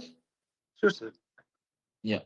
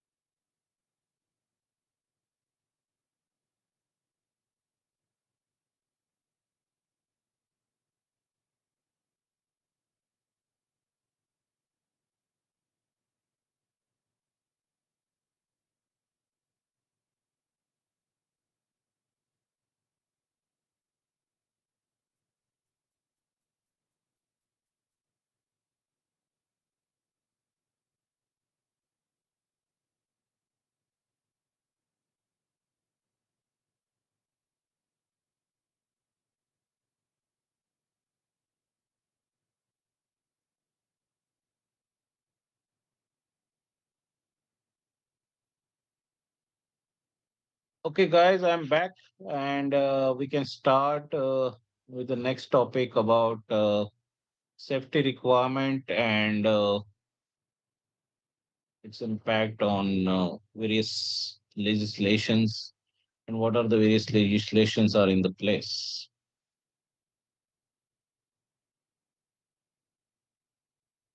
Yeah. So to start with that, I want to bring your attention to this important slide because everything when it comes to the safety is in the fuel properties. So any technology you develop, okay, powertrain technology we are talking, that first you need to understand the fuel properties. Okay, unless you understand the fuel property, you will not be able to develop the correct technology. Now, in this case, in case of hydrogen, what we are saying that the density of this hydrogen is very less as compared to the methane, that is not your CN, not that is CNG, gasoline or diesel. And because of such a low density, okay, it is very difficult to carry more amount of hydrogen uh, or the required amount of hydrogen in the small space. And that's why you need to compress this hydrogen to such a high pressure, 200, 350, 500, 700 bar. Such a high pressure you need to pressurize so that you can achieve the range requirement diesel like. For example, today, if you have a heavy duty truck, okay, running on the diesel, gives you in one filling of the fuel tank with the 40-ton load, maybe around 600 to 800-kilometer range. Now, tomorrow, if you say that, okay, I will replace the diesel engine with the hydrogen engine, your customer will say, I will require the same kind of diesel fueling performance. That means in one filling, my truck should give me a 600 to 800-kilometer range. Okay. Also, this is one of their requirement. And to achieve that, you need to carry that much amount of hydrogen. But here you have a challenge. Your density is such a low. You cannot put the equivalent amount of energy from hydrogen in such a small place where the diesel is capable. And that's why you need to pressurize the hydrogen. Okay. So have you got it? Why you need to pressurize the gaseous fuels? Because it has the least density. Hydrogen has the itself has the least. It may be 10 times lesser than methane. You can see here. So your CNG vehicles today, what you are operating or your parents are operating, or even in the commercial vehicle segment, CNG is used. Anyone knows at what pressure you get the CNG at the filling station? Approved pressure is 200 bar in the automotive vehicle, but filling station many times gives in the range of 170 to 180 bar. So you can see that already CNG has a 200 bar. Hydrogen has approximately 10 times less density. So to get that much amount or quantity of CNG, you need to pressurize maybe up to 2000 bar. It is in the just context of pressure, okay? But in reality, this is very difficult. So today the technology is available up to 350 bar, 500 bar, 700 bar. Because, and since you are pressurizing the gas, okay, it has a direct relationship to the safety. That's why I explain you this. Now, from safety point of view, this third parameter, lower heating value, is also very important. So it is good that hydrogen carries approximately 2.5 times the energy than your methane or gasoline, or 2.5 to 3 times. That means it has very high potential when it gets combusted to release that much energy. That means it also has a big challenge to handle it safely. So higher heating value on one side, it is good, but it also has the safety related challenge. Laminar flame speed, it's very high. That means once it starts burning, it spreads the fire very fast, wherever it is. It can be within a combustion chamber or it can be outside. So this is also important from the safety point of view because it has very high laminar speed. And then auto ignition temperature. Okay, this is also very important. Auto ignition temperature is approximately higher as compared to other fuels, but the minimum ignition energy required, okay, is very less if you compare the other fuels. That means even the static electricity has the potential to ignite the hydrogen. And that's why this parameter or this property has also impact on the safety aspect of the hydrogen. So on one side, it is good for the engine technology, but it brings the another challenge how to handle this safely. Okay. So let's work on safety aspect.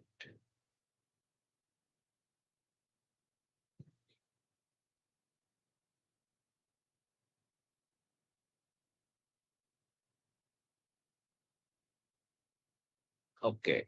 Now I want to show you some simple diagram how the storage system looks like in any hydrogen powered vehicle. Okay. So in this picture, you can see that there are three cylinders. This is for the compressed hydrogen storage. Then from this cylinder, the there is a pressure regulator valve, then pressure relief valve, then it goes here. So here is you're having your fuel rail and then your fuel injectors in for the your H2IS application. Okay. Now, as you come from the left, this is your fuel station. Okay. From here, you are dispensing the fuel in your fuel storage system of the vehicle. Then it has the fuel receptacle. It also has the non-return valve. It also has the filter. And from here, it goes in the your storage system. Now, all these red component or the red line is basically your communication lines or your electrical lines. At each stage of the storage, at each stage of its flow path, it is sharing a lot of information to your ECU or tank control unit or hydrogen storage control unit. And all these components has its own safety mechanism. For example, these valves on the cylinder. Okay. So for the automotive, you require a very specialized valves auto application. And these valves need to be solenoid valves so that it will communicate with your engine control, your complete vehicle control unit. It also has a very long stem to sense the temperature inside the cylinder. It also has your TPRD, and it also has your TPRD is nothing but a temperaturely operated pressure relief valve. Yeah. And then it also has this remote TPRD, that is a pressure relief valve. So in case of any mishap or in case of any fire, whenever the temperature increases, the TPRD gets activated and it releases the hydrogen safely through the venting system. So in this, the venting system is not shown, but then, for example, there could be another line which can go here like this and it will go on the top of your vehicle. So in case of any mishap or event, this venting system will get activated and then it will release the hydrogen safely to the atmosphere. Okay. So this is generally the various components of your hydrogen powered vehicle when it comes to the fuel delivery line or fuel storage system.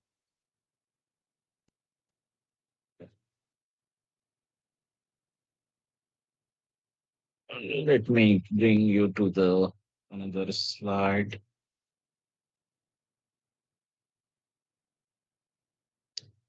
Yeah. So this is going to be more theoretical because we will talk about various standards and the safety aspects related to hydrogen. Okay. Yeah. So this slide has been prepared by Bureau of Indian Standards, and I'm using this slide to explain to you that there are various aspects which I explain you based on the property of hydrogen. And that's why it is important that we treat it in a completely different way to develop the safe system for all the passengers or the truck operators. Now, when it comes to the hydrogen, it has a three aspect. One is the chemical aspect, second is the transportation of the hydrogen, and third is the mechanical. Now, when it comes to chemical, that means how you generate the hydrogen and how you detect the hydrogen. Okay. When it comes to transport, the fuel system components for in the automotive, refueling station components, fuel cell road vehicles, and then the type approval process. And mechanical, the storage system and the tank standards for gaseous and liquid hydrogen. Yeah. So there are standards already developed for the self generation of hydrogen. So these are the standard numbers, and you can actually go. But what it covers basically is how to generate the hydrogen safely, how efficiently we should be doing it. Now, generally, hydrogen production uh, is happen through two key processes. Traditionally, we are using the gray hydrogen through methane reforming, whereas the new method, not new method, but the preferred method is the green hydrogen. That means you are using the green electricity. Then you will use the water as your raw material or raw, and then you disintegrate into the hydrogen and oxygen using the electrolyzer technology. Now, to develop or to manufacture 1 kg of hydrogen, you require approximately 50 to 55 electricity units. You can imagine this. How to optimize this and reduce this so that overall electricity requirement for production of 1 kg of hydrogen can be reduced. So that's why we need to work on also the various standards to define that you should not go beyond certain units of electricity to manufacture 1 kg of hydrogen. That means you're setting up the standards for electrolyzer that your efficiency should be at least this much. Okay. Yeah, that's what it has been explaining these standards. Okay, then hydrogen detection. Basically, this is more on the safety aspect, how to detect the hydrogen in the stationary application whenever you're storing or whenever you're using this hydrogen. Yeah, then for the fueling of hydrogen station or hydrogen refilling station. So basically, there is a receptacle. This is kind of nozzle and receptacle. So receptacle lies on your vehicle and nozzle is your fuel gun nozzle. So this gaseous hydrogen land vehicle refilling, this is the standard applicable to receptacle because this receptacle also need to be designed very specialized. It has to match, and your nozzle also needs to be designed very special so that there once it gets inserted into receptacle, there should not be any leakage. So various aspects, which material you need to use, how you will avoid the leak, how you will safely lock this system, this has been already discussed in this kind of standard. So generally, there are two pressure levels which has been utilized in the refilling station: 350 bar dispensing and 700 bar dispensing. As you know that we discuss about very low density of hydrogen, and that's why you need to pressurize the hydrogen to very high pressure so that it can carry enough amount of hydrogen in the vehicle. So generally 350 bar is approved in India as of now. All the hydrogen refilling station which are already there or coming up in next 1 to 2 years will have 350 bar as a very standard working pressure or the dispensing pressure. And there is a 1 or 2 fuel stations which will also come up with very high, like a 700 bar, but those numbers will be very less in next one. Yeah, so the safety aspect of the hydrogen refilling station is very important. And that's why in one of the previous slide, when I shown you the picture of how the hydrogen fuel system looks like in the vehicle, like a tank and receptacle. So there was also one small component called infrared device. So this infrared device is basically on your vehicle, which gets connected and communicating with your hydrogen refilling station. Through this infrared communication, what your vehicle is telling to the refilling station is that this particular vehicle has how many number of cylinders, what are their capacities, what are their sizes, What is the maximum allowable pressure in this? As I'm saying, 350 bar and 700 bar. So cylinder needs to be designed accordingly. And during the filling process, the refilling station will decide that when the vehicle comes to refilling station, it also comes to know what is the current level in the vehicle cylinders. For example, 350 bar is maximum. And if the current level in the vehicle is maybe at 100 bar, so that means it does need to fill from 100 bar to 350 bar range. It does not need to start with a zero. Accordingly, it will decide the flow rate and how fast the hydrogen should will get dispensed from your fuel station to the vehicle, because no one want to wait unnecessarily at the fuel station. So the flow velocity or dispensing velocity depends on various parameters. And since hydrogen has a tendency that is called reverse Joule-Thomson effect, as you keep pressurizing this hydrogen inside the cylinder, its temperature will keep on increasing. Okay. And the safe limit for in-cylinder temperature set by various standards is 85 degrees Celsius. So during the filling process, you need to take care that inside the cylinder or storage system, this temperature should not go beyond 85 degrees Celsius. And that is why the wall on the cylinder, in case of automotive, require the communication or solenoid wall, so that this wall also has a temperature sensor, and at every point of time during the filling and during its operation, it is keep on sensing what is the temperature inside the cylinder. Yeah. And it is giving this communication to your vehicle ECU, and from vehicle ECU to infrared signal, through infrared to your hydrogen refilling station. So safety aspects, very important. Yeah. Now let's talk about various standards related to fuel system components on vehicles. So this is more on the liquid hydrogen. This particular standard talks about. It gives construction requirement of this kind of cylinder, and requirement of mechanical stresses, thermal stresses, materials in design. How to design this kind of cylinders. Okay. Then this talks about compressed gaseous hydrogen for hydrogen or natural gas plants, and these standards talk about compressed part two. So there are two parts, part one and part two, same standards. This is more about the gaseous storage system, or what kind of standards you need to follow, what kind of aspect you need to work when you design this kind of cylinders. Yeah. So what are the various kind of tests you need to follow when you design these cylinders? I think Ajit Babu will cover more detail in today's lecture when it comes to hydrogen storage system. So what are the different standards? You can see that 1, 2, 6, 1, 9, 3, 4, 5, 6, 7. Various components: pressure regulator, check valve, manual cylinder valve, automatic valve, gas injector. Every component has been covered under these standards. Pressure, yeah, you can, it goes on. You see, it goes on up to 9, 10. Every component in the fuel delivery system is covered. Yeah.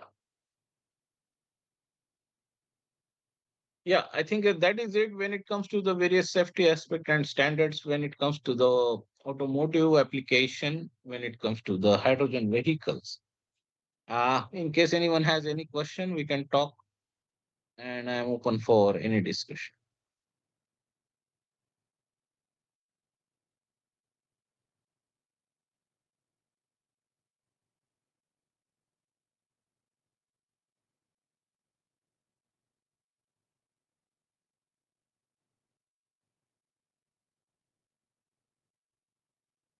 Yeah. If not, then guys, okay, Pranjal, then we can stop here for today.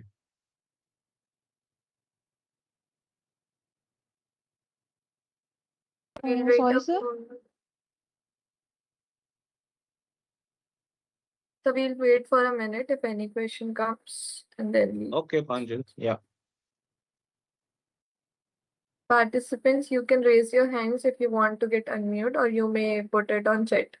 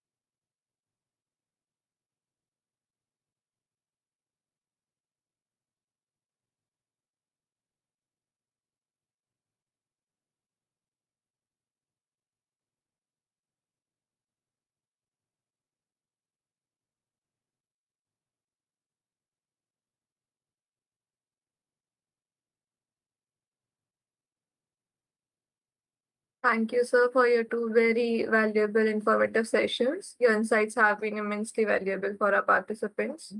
Thank you for sharing your expertise. So we may resume for the break. Dear participants, it's the time for the break. We'll resume promptly at 2 p.m. with our afternoon technical sessions. We request all the participants to rejoin on time so that we can continue as scheduled. Thank you. You may enjoy your lunch break. Thank you. Thank you so much, sir.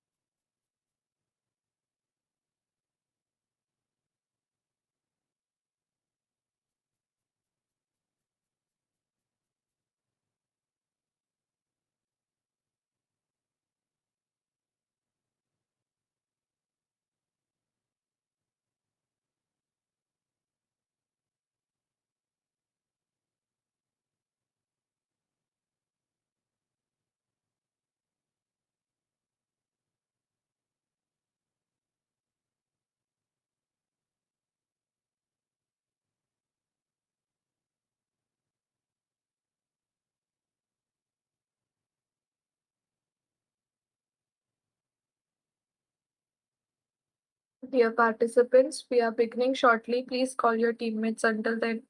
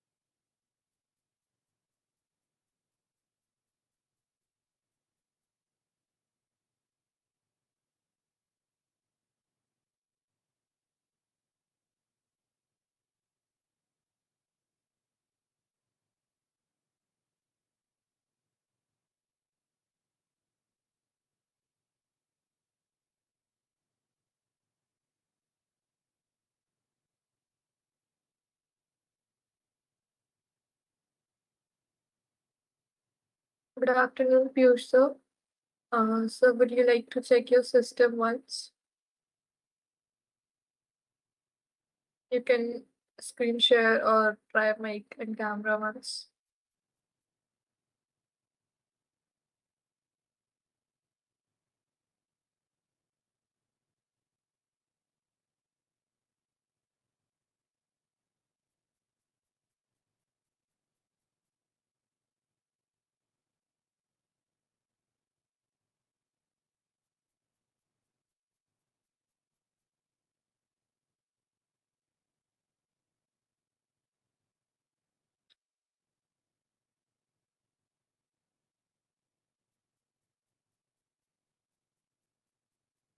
Hello, Piyush sir. Are you able to unmute yourself?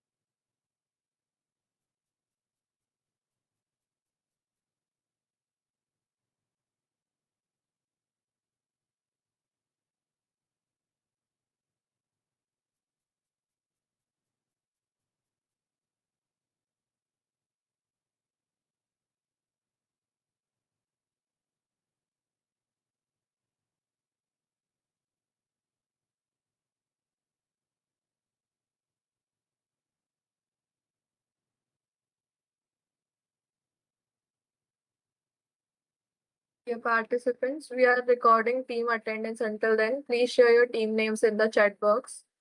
One person per team.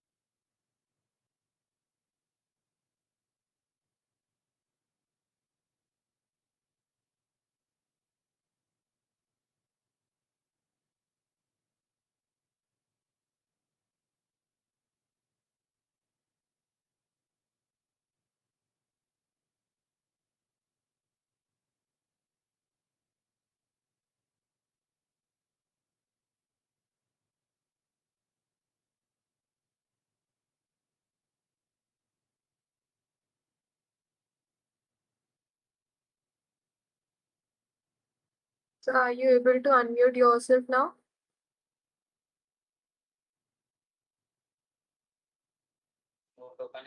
Yes, good afternoon. Can you hear me? Yes, sir. Yes, sir. Okay, just a minute. I think you have to present presentation now. Okay, sir, we will do that. Harsh, can you?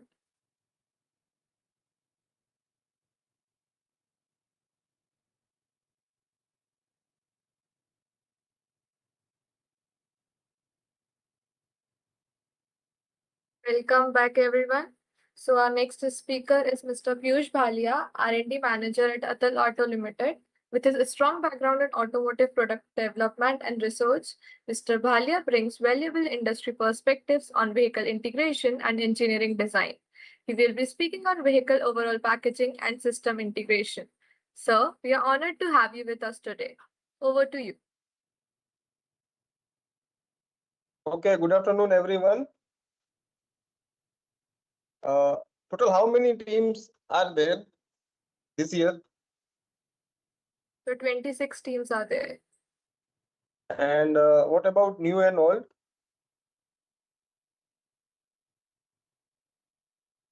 Sorry, sir. How many are old and how many new this year? Sir, like for hBAJA, returning teams are 19 and new teams are 7, sir. Okay. Total 26. Yes, sir. Okay. Okay. Okay. Go to the next slide.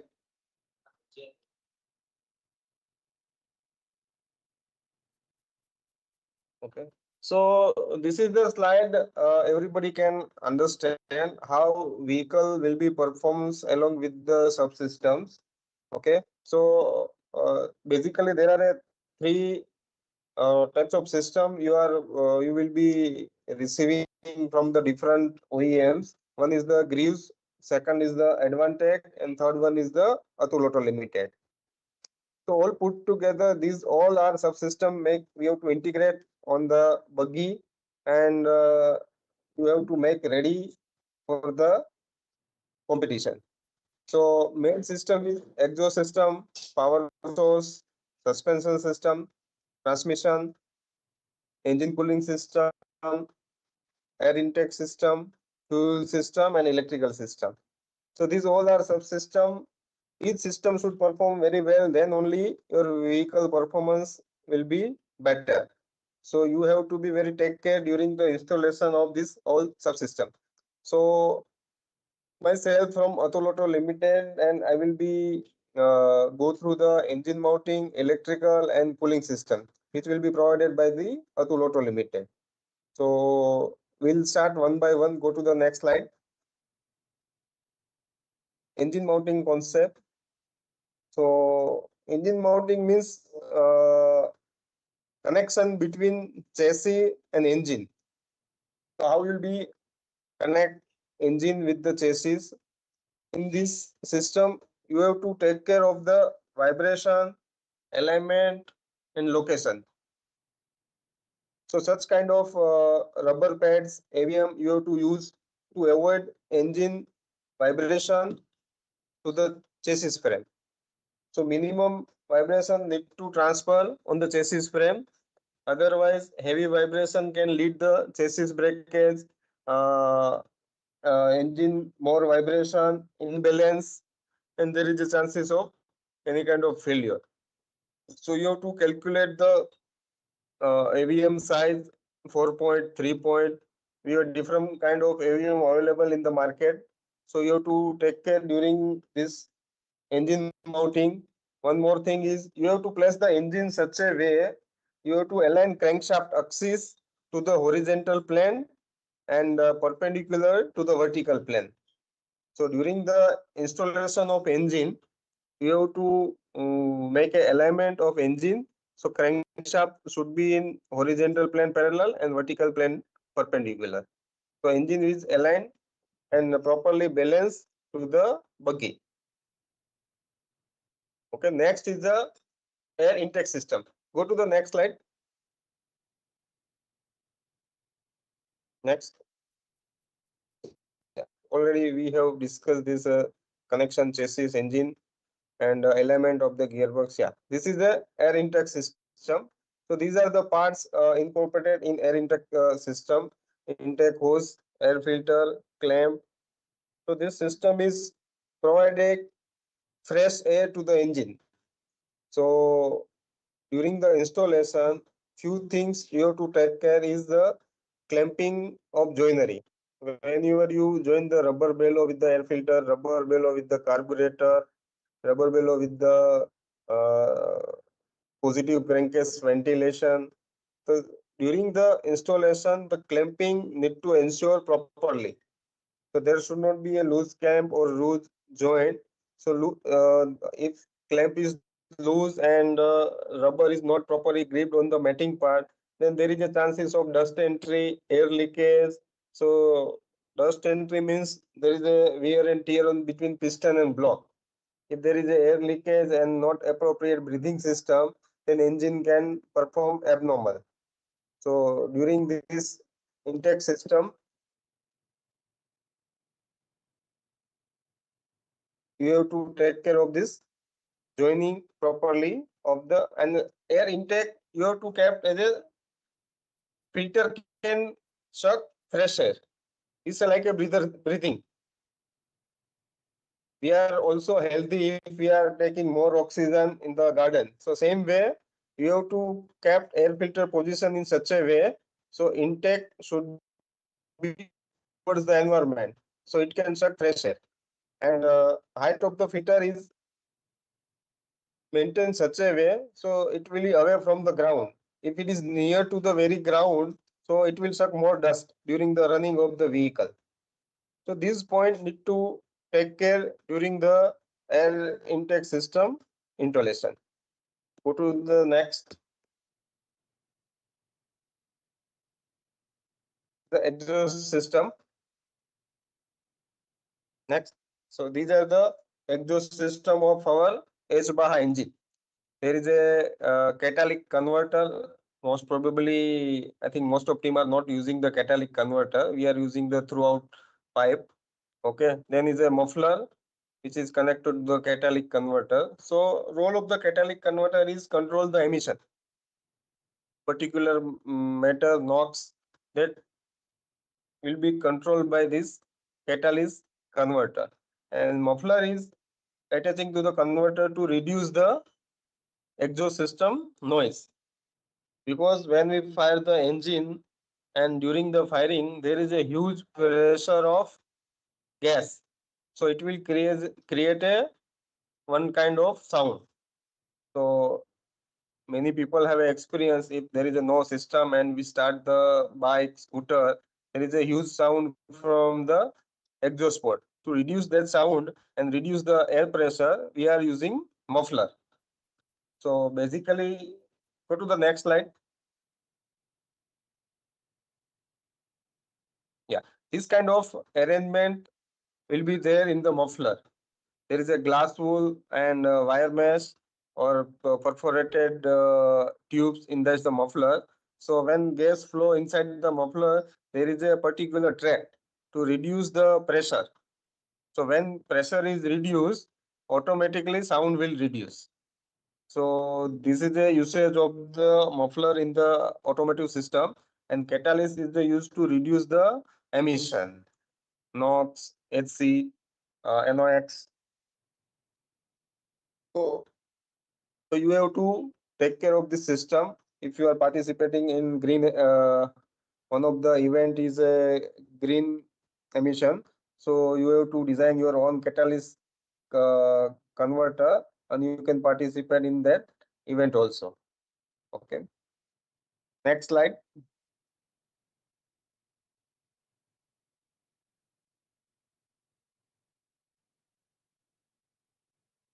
Go to the next slide.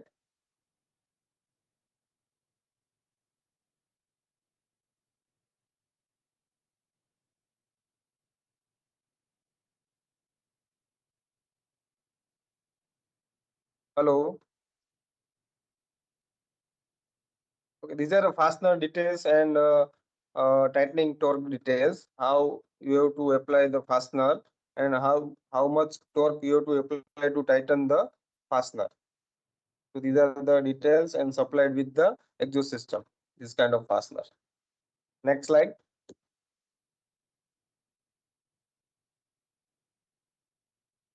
This is the location and sequence. Sequence is more important during the installation of exhaust system because there is a slot and so many numbers of joint in the entire exhaust system. So there is a sequence provided A, B, C, D, E to tighten the fastener. First, we have to install cat cone muffler and need to connect with the engine and need to keep fastener loose. Then sequentially, we have to tighten the fastener. So we have to ensure assembly should be stress free. Otherwise, it will chances to breakage the system during the event. So these are the sequence and sequentially torque also provided in the table. So this is the overall diagram of the exhaust system. Next one. These are the parts which are involved in the cooling system. This is the most critical and important system to perform and get the optimized result of the power and torque of the engine. So these are the part involved in the cooling system. Next slide.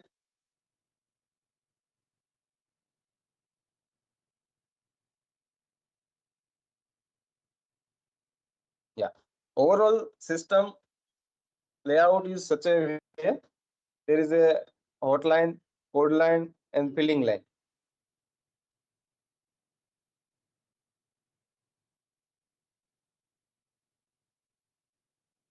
So these are the material of the rubber hoses, wall thickness, operating temperature. It should sustain -40 to 125 degree, and burst pressure should withstand minimum 1.5 bar, and hardness of the rubber need to maintain between 60 plus minus 5A. So these are the relevant specification of the cooling system. And one more part is the radiator. We can say condenser or radiator. So this is the spec of the radiator, 3.2 to 3.5 meter per second. Water flow 22 liter per minute. So when you connect the system with the engine pump and all system are integrated, if you measure the coolant flow, so it should be 22 liter per minute. And we have to use ethylene glycol based coolant with DI water. Percentage may be 60, 40 or 50%. So this will be anti-freezing chemical composition. So it should not freeze or it should not make rust to the engine system. So that's why we have to use ethylene glycol based coolant. And water capacity is around 1 liter in the radiator system, and dry weight is the 3.5 kg. So accordingly you have to manage the mounting points. So that point can withstand this much weight along with the vibration, speed, and mass. So that thing needs to be calculated during the design of radiator system mounting. Next one.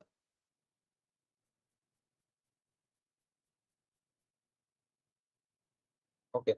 This is the air breathing system for cooling system. So once you integrate whole system on the buggy, this is the most important process during the assembly. Many teams already face the issue: engine is overheating, air bleeding not properly done, and engine is not running due to overheat. To avoid all these issues, we have to be very careful to follow the system for the air escalation from the entire system: engine, hoses, radiator, navigation tank.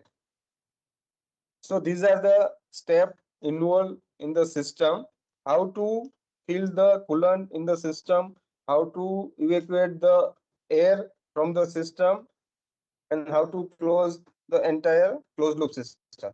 So these are the steps provided sequentially. So you can follow this step during the integration, and you have to establish the air bleeding system, and then only you have to run the vehicle. So these are the steps and the location. First one is, I think, air bleeding screw. Second one is a filler cap. Filler cap is withstand the 1.1 bar max pressure.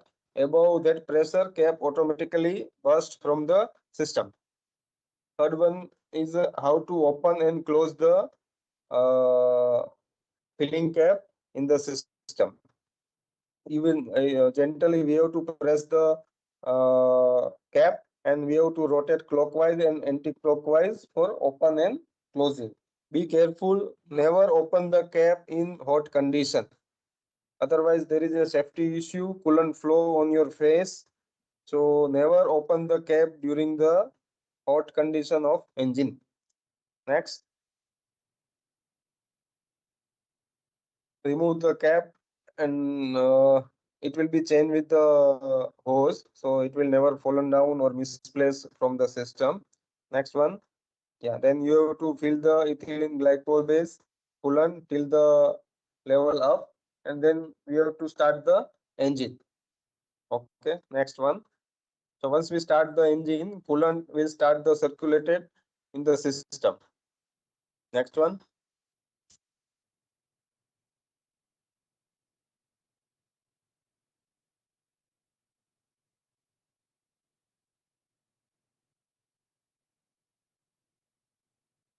Okay.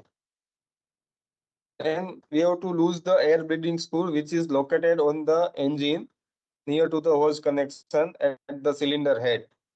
So once you loosen that screw, air and coolant will escape from that location. So initially there will be a air bubble, then constantly coolant will flow. So we have to ensure and need to see there is a air coming from that location or not, and fully air escaped, or now only coolant is flowing from that screw. And gently we used to tighten the screw. Go to the next slide.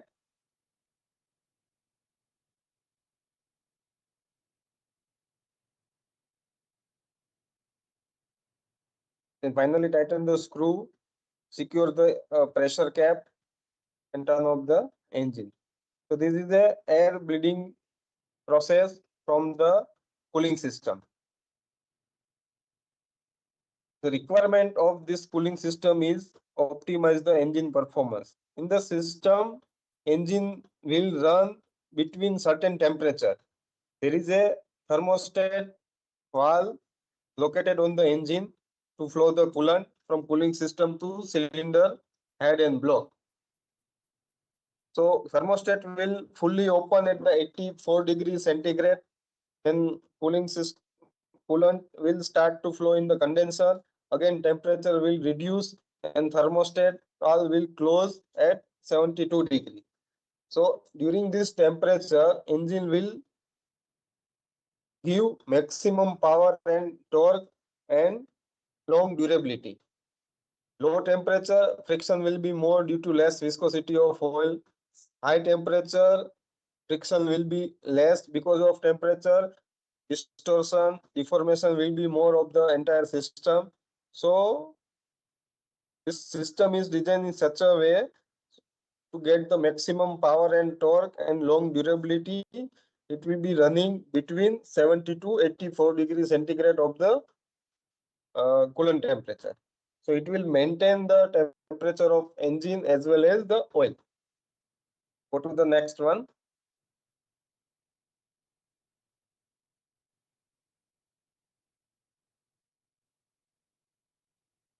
Yeah, this is the fan operation. At what temperature fan will start and fan will work. There is also one suction fan located on the condenser.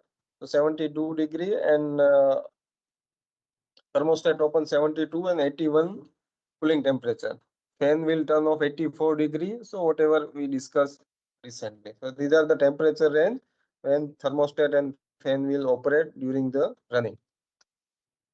This is the few key points. Use the proper cooling mixture 50-50 or 60-40, water and ethylene glycols. Okay. Ensure proper air bleeding. Check there is no any leakage from any joint. So you have to ensure proper joinery between hoses and matting parts. There should not be any loose clamp or misalignment or crack in the hoses. So if there is a leakage anywhere, system will trap air and engine become overheat. If there is air, coolant will not circulate and engine become overheat, and you will face a problem during the event.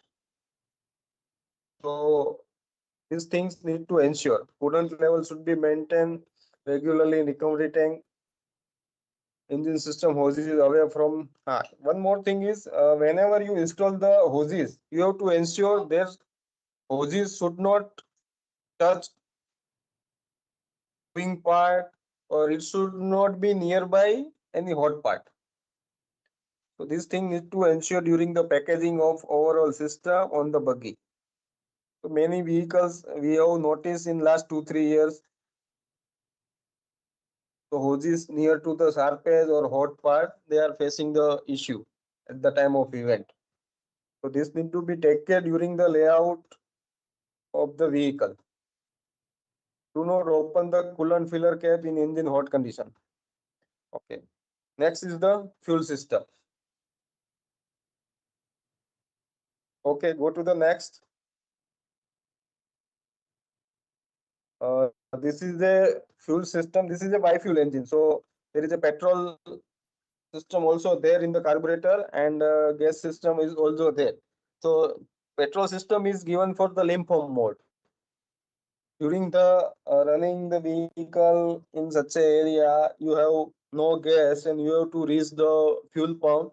So this petrol system is provided along with the CNG system to go to the CNG pump, fill the CNG, and then again start vehicle on the CNG mode. So core fuel is CNG, but to get the CNG in certain condition, the petrol provision is there in all the CNG vehicles. So we call it a bi-fuel vehicle.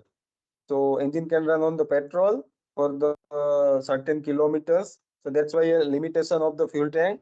Government regularize the fuel tank capacity in three-wheeler. It should be less than 2.8 liter tank in the CNG vehicle. So this system is for the limp home mode.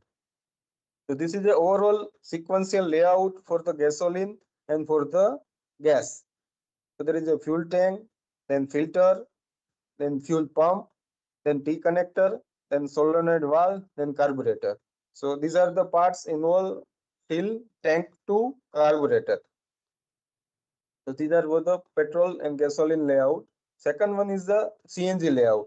CNG tank, then tank to valve assembly, then high pressure line, then there is a regulator. You must have a covered this point in Advantech training. So regulator will reduce the pressure from high pressure to low pressure, then low pressure line, then CNG filter, and then CNG injector, which is located on the manifold. So these are the fuel layout. These are again material of the fuel pipe NBR PVC. So it there is a no weather effect should be there on the fuel line. So it can it is a it become hard and crack, then fuel can leakage and catch a fire during the running. So fuel tank capacity 3 liter. Ensure line should not be blocked. So before assembly, you have to ensure line is open throughout the length. Ensure rubber pipe joint properly clamped. So these are integration related common point related to exhaust system, related to intake system, related to radiator system, related to fuel line system. Few things need to take care during the installation of each assembly. There should not be rubbing with the sharp edge. There should not be rubbing with the hot part, away from the hot part, away from the moving part. There is a no kink or pinch required in any hose. So these are the basic point need to ensure during the installation. Otherwise, you will face a problem in any system during the event. Okay. Next is the electrical system. So this is a nervous system of the vehicle, same like our body. So wiring is the most critical part to get the vehicle run on the event. So there is a front wiring harness, rear wiring harness, fuel changeover switch, instrument cluster, speed sensor, and clutch switch. So these are the electrical parts involved to build this system, overall vehicle or buggy, whatever we call it. Okay, next one.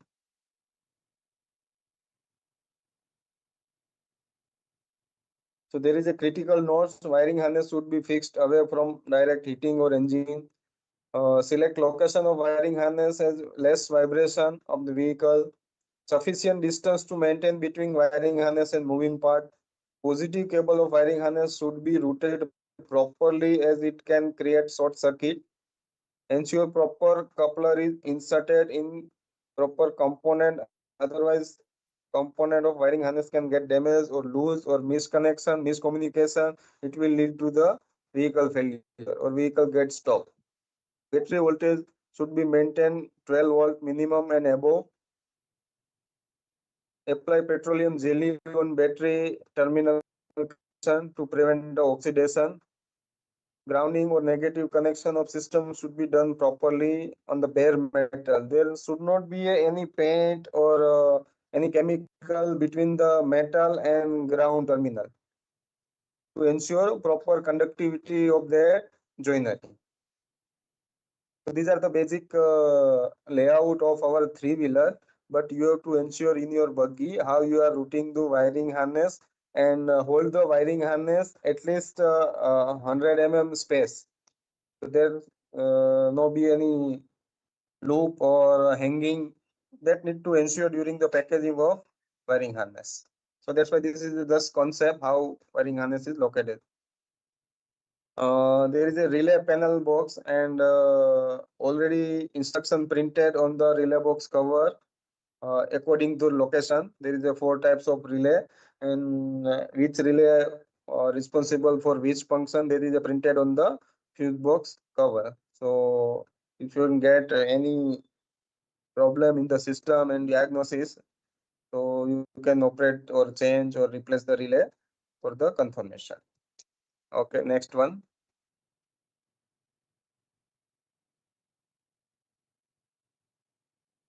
This is a fuse box. So here is also important. There is a 2-3 rating of fuse. I think 7.5 ampere, 10 ampere, 20 ampere. So there is a instruction on the fuse box cover, which system running at what ampere. So during the replacement, you have to ensure the defined ampere rating need to assemble on that particular location.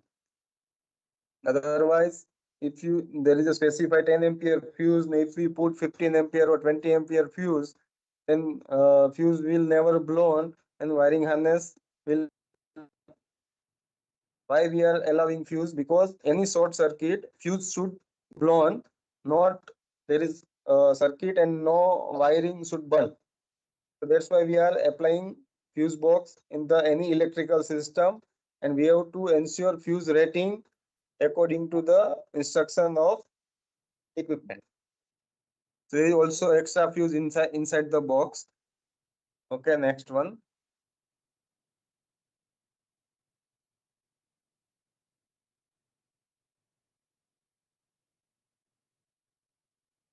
This is the cluster, and you can get a indication on the cluster how much gas is there, battery is charging or not, electrical system injector and actuator and the sensors are working fine or not, temperature is maintained or not.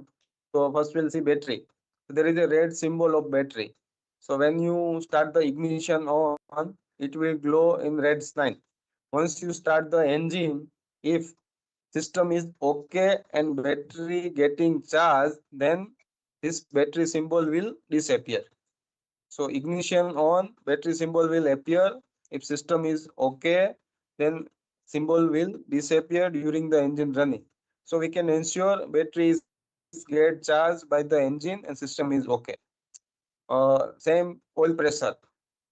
One sign is for oil pressure. If engine start and fuel oil pressure drop is running well, then this light will go off. There is a oil pressure switch located near to the filter, oil filter, and with certain pressure, switch will get the indication to the cluster, and that symbol will turn off. So we'll ensure yes, oil pressure is there and running properly within the engine. And one more symbol is engine overheat. Due to any reason, engine not get full and backslide. Yes. So you can see the bottom symbol. This is for engine overheating symbol. If temperature goes beyond the specified limit or 103 degrees Celsius, this symbol will appear.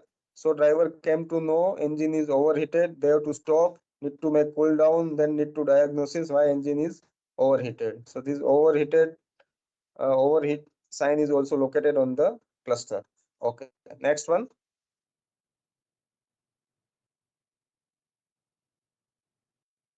This is changeover switch. If vehicle is running with the biofuel, petrol is also there, gas is also there.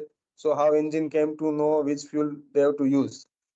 So here we have which fuel we have to send to the carburetor, and we want to run the vehicle on that fuel. So there is a upside gas indication. So if you press the that symbol, vehicle will run on CNG mode. If you press the downside, there is a petrol sign. So vehicle will run on the gasoline mode. So this is a fuel selection switch or changeover switch. So three position switch, temperature, all those spec is mentioned in this slide. So according to fuel availability, we have to operate this switch for the fuel selection. Next one.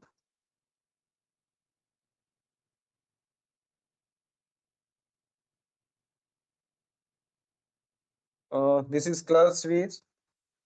So I think this is not applicable to this buggy, but in our vehicle, we have a gearbox, and gearbox is connected to the engine. So this clutch switch is provided in such a way, if you disengage the clutch, then one indication goes to the control system, vehicle not in gear, so you can able to start the engine. So this is a signal indication for the assurity of engine is not connected with the gearbox. Otherwise, it will carry extra load and there is a chance to get the starter motor burnt due to heavy current draw. So in our vehicle three-wheeler, we are using clutch switch. I think it's your CVT gearbox, so this will not be applicable to the buggy. Starter protection logic. So you have to keep it in mind, due to any circumstance engine is not start, then there is a starter protection logic. In case of unsuccessful attempt to start the vehicle, turn off the ignition key and wait for the 5 seconds.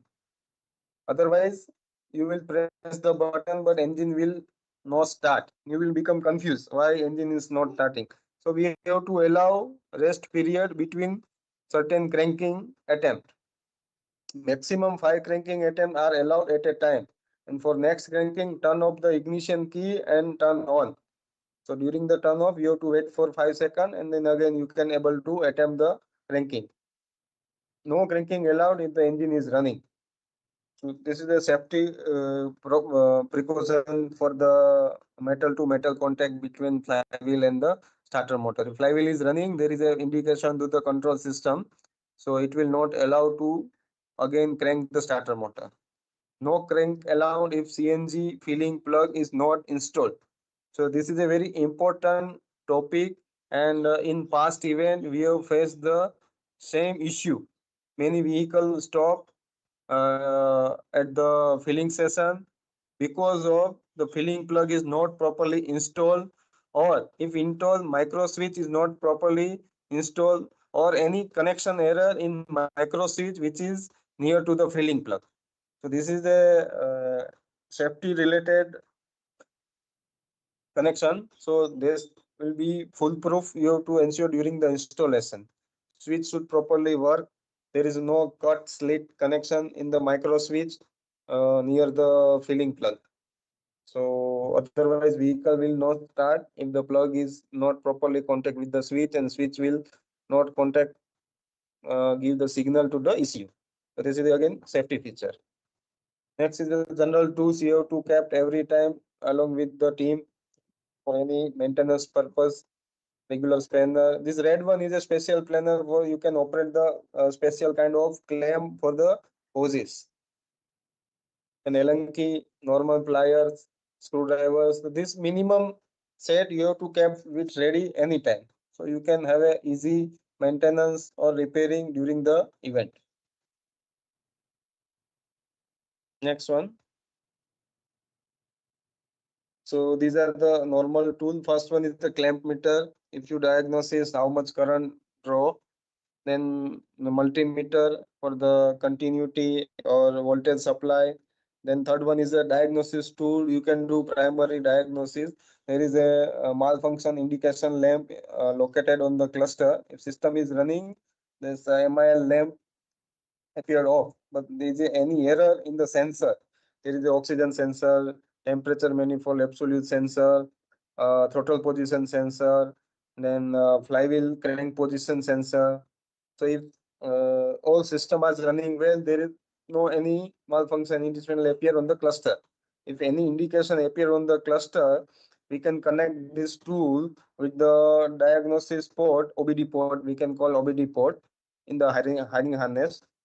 So you came to know which errors occurred in the system. Accordingly, we can diagnose and do the rectification to run the vehicle. Last one is the oil filter tool to replace the oil filter. Okay, next one. So this is a general fastener terminology, which type of nut using by industry for the different kind of application. And next one is the bolt marking. There is a numbers mentioned on the head of the any bolt. So if you find any numbers, you came to know this is a property class.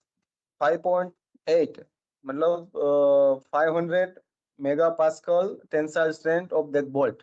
8.8 means 800 megapascal tensile strength of that bolt.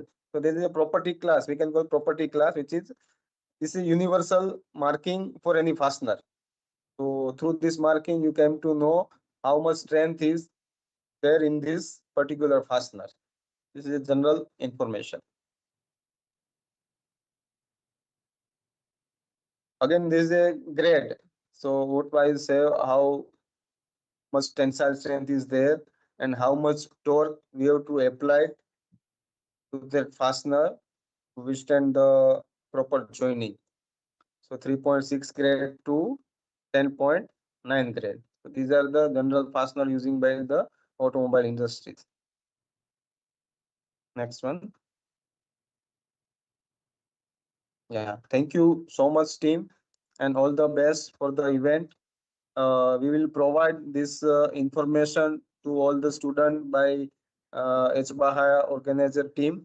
This is electrical system, radiator system. All this information goes to you, so you will help during the installation of the vehicle.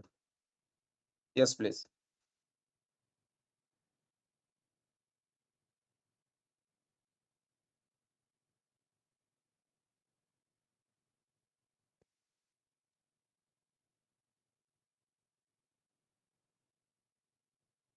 Thank you, sir, for sharing such practical insights into vehicle integration and packaging strategies. We truly appreciate your valuable session. Students, if you have any doubts, you can post in the chat or Q&A or raise your hands.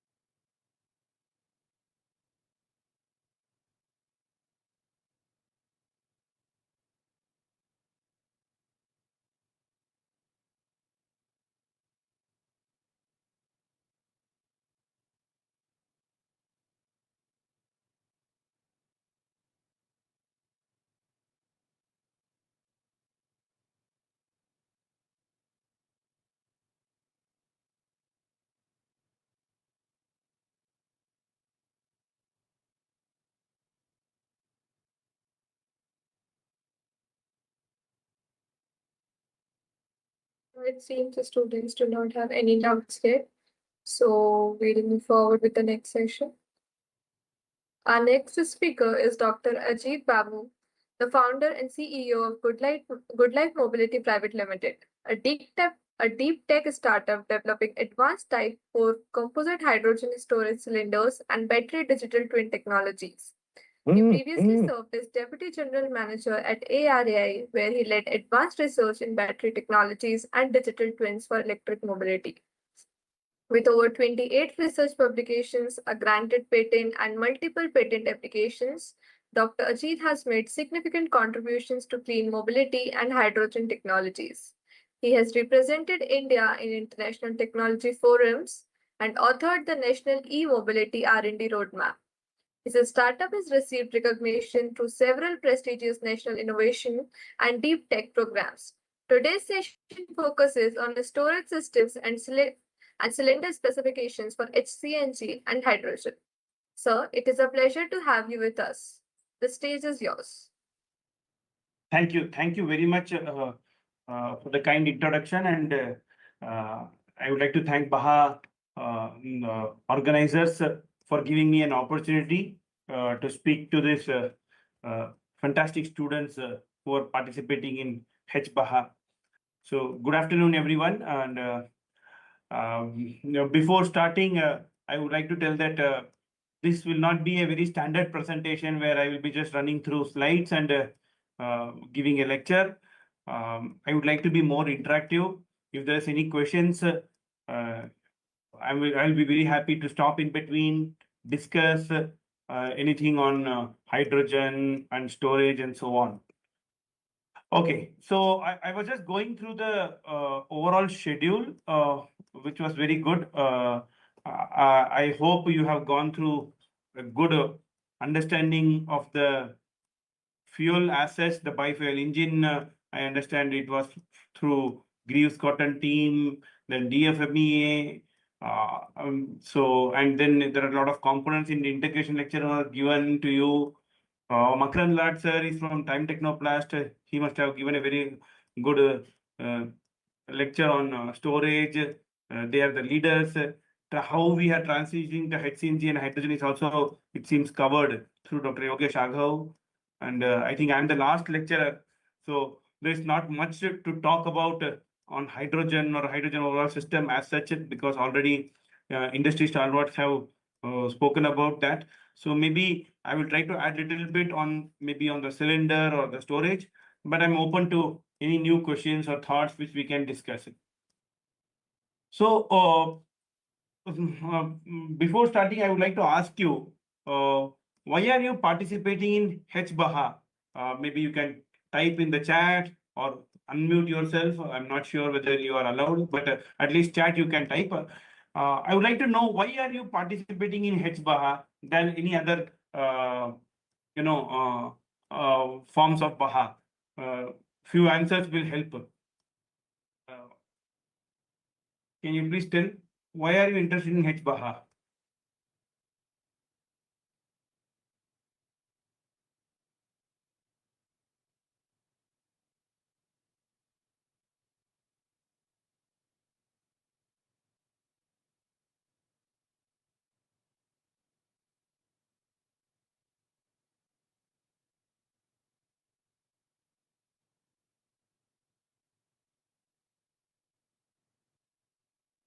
Am I audible? Yes, sir, you're audible. The students, Okay. please share your answers in the chat box, or you may raise your hands. I'll unmute.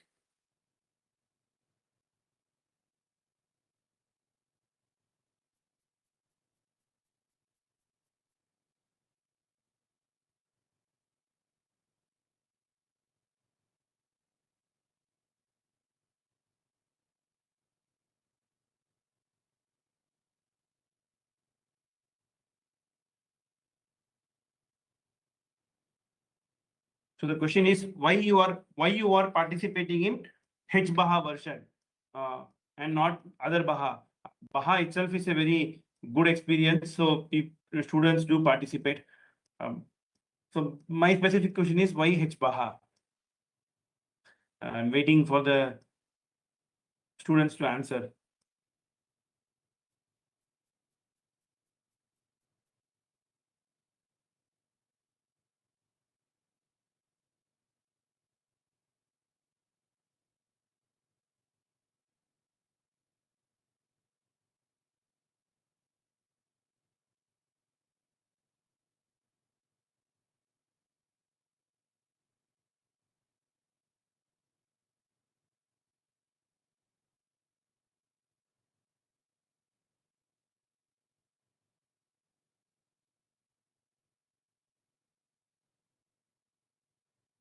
I understand it is a afternoon time and it's difficult to hold on to all the students over an online session, which is certainly sometimes becomes boring, and then to technical lectures starts dragging you off.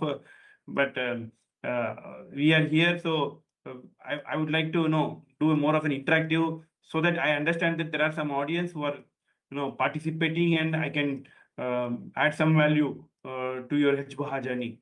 So I will wait for some responses before me starting the actual presentation. So I would like to understand, why are you participating in hBAJA, hydrogen version of BAJA?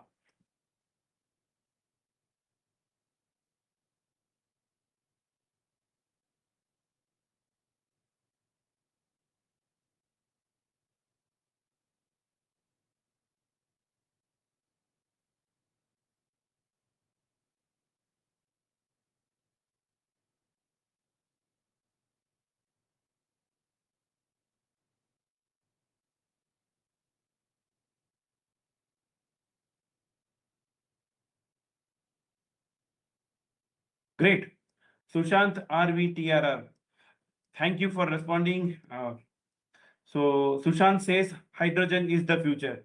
So learning about hydrogen-based engines will help a future engineer who has a vision for helping to attain sustainability. Fantastic answer. Thank you, Sushant. Thank you for responding.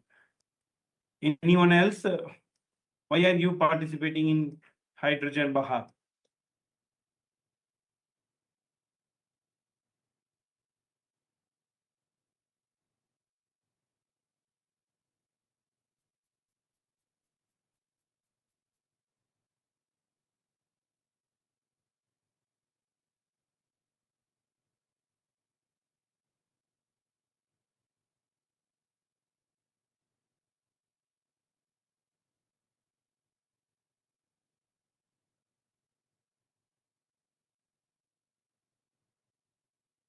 Okay, it seems many agree with Sushant, and they are giving some reactions. Well, so yeah, I agree with you, Sushant. Hydrogen is the future, and learning about hydrogen-based engines will really help the next generation of engineers to take this sustainability goals forward. Now, coming to the present situation, I was in, I think I got one more response. Akshat Riyan, we are mechanical engineering students, and a competition like hBAJA would push our capabilities to the limits, and we can see how far we can go. Great. Thank you, Akshat. Thank you, Akshat Riyan, for the response and efforts to share your views. Yes. So we have to push our capabilities, both from an engineering perspective and also as a society. So to start with, I last month I was in Europe, and we were in Berlin as well. I think somewhere around 12th or 13th June, we were in Berlin. 25th or 26th June, I think after 10 days, almost, Berlin saw the temperature of around 40 degrees Celsius or so. It was very hot. Generally, it is a summertime. People like to go out and enjoy the summer in Europe, but it was too hot. So 38 plus, it is normal for India as of now. I am sitting in Madurai, but for in Madurai also this is normal. But for Europe, having 40 degrees Celsius is too hot. And the problem with Europe, especially in Europe, is the entire home, office, cafe, everywhere, the construction is based for winter. So you can find a heater everywhere to heat the living area. And also the roof, everything is made in such a way that we can absorb the heat. But you cannot find a fan or an air conditioning unit anywhere, except 4-star or 5-star hotels. You will find an AC, but generally in home you cannot find an AC to cool or a fan. So the entire Europe has is were living like that. Now suddenly this temperature rise, people were they don't know where to go. Actually, there was a huge queue to even buy a simple table fan. So that was the kind of a climate change which is happening now. So just some 15 days back, this we saw in Europe, and we are also seeing lot of climate change happening all over the world. So, the Himalayas, glaciers are melting, glaciers are not rejuvenating. These are the things which is happening too far from us. We don't know. But like the European hotness which happened, and a lot of things happening within India also, maybe in your neighborhood also, you would have seen the effect of climate change. So yes, so climate change is a big problem, and we have to start addressing somewhere or the other. So the government started E20 fuel and a lot of discussions happening. Similarly, we have to see that how sustainable we are. But as a company or as a commercial entity, you will join some industry. You will be working for some R&D projects, and maybe it could be hydrogen or it could be any other things. Any solution will be accepted only if it is sustainable and profitable. If it is not profitable, only for the sake of sustainability, will commercial entities move towards that kind of solution? That is a question which we all need to ponder. Because we have quarterly review, we have to show the profit, we have to earn as a commercial business. We are for-profit institute, right? As a business. So as a for-profit institute, any solutions which is sustainable and profitable are welcome. If it is only sustainable, then there should be some legal backing, government push, or something should be there so that that gets implemented. So as a future mechanical engineering students, the way Akshat said, and hydrogen being the future, we have to develop solutions which are sustainable and profitable. From that angle, hydrogen looks like that it is a future, because hydrogen can be produced through green ways. So hydrogen is actually, we can be self-reliant. It will be towards Atmanirbharta. And so that's why, since you are participating in hBAJA, understanding hydrogen, working with hydrogen, whether it is engine, fuel cell, or there are many cases, we see that you will have a very bright future, either it is a startup or a job or a research position. This is going to, this one fuel is going to convert the dynamics, and I can see a good pathway to achieve net zero, because solar and wind is there, but the scaling which we can do with hydrogen is immense. So with this, I will start my sharing of the screen, and just give me a second. Yeah, I hope you can see the screen. So I am Ajit, and we are a startup. Our startup name is Good Life Mobility. Finally, everyone needs a good life. So the whether it is a hydrogen product or a human or any system. So that's why we named it Good Life. And we work on storage system, specifically hydrogen. And thus, I am here today to discuss with you about the hydrogen Baha storage system, or in general hydrogen storage. So this is one of the recent incident happened, wherein Ukraine, I think, purchased a second-hand Toyota Mirai car, and they took the tank outside. They took the hydrogen tank, which was around 54 kg and which can store around 5.5 kg of hydrogen at a 700 bar working pressure tank. So 700 bar is very high, equivalent to around 22,000 feet under the water. And they used this to attack, I think, Russia, and which was, and it was a bomb actually. And the impact was around 160 kg of TNT, equivalent impact. So this was the news. So if I ask you, is hydrogen a safe option? What is the safety of the hydrogen? Because we are all going to work on hBAJA, hydrogen is going to be there.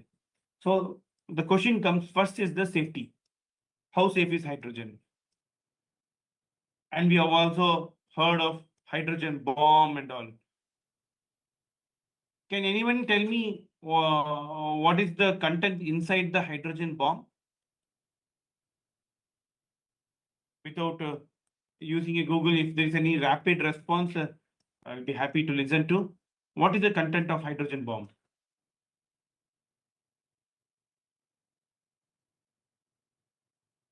I think I cannot see the chat. I'm sorry.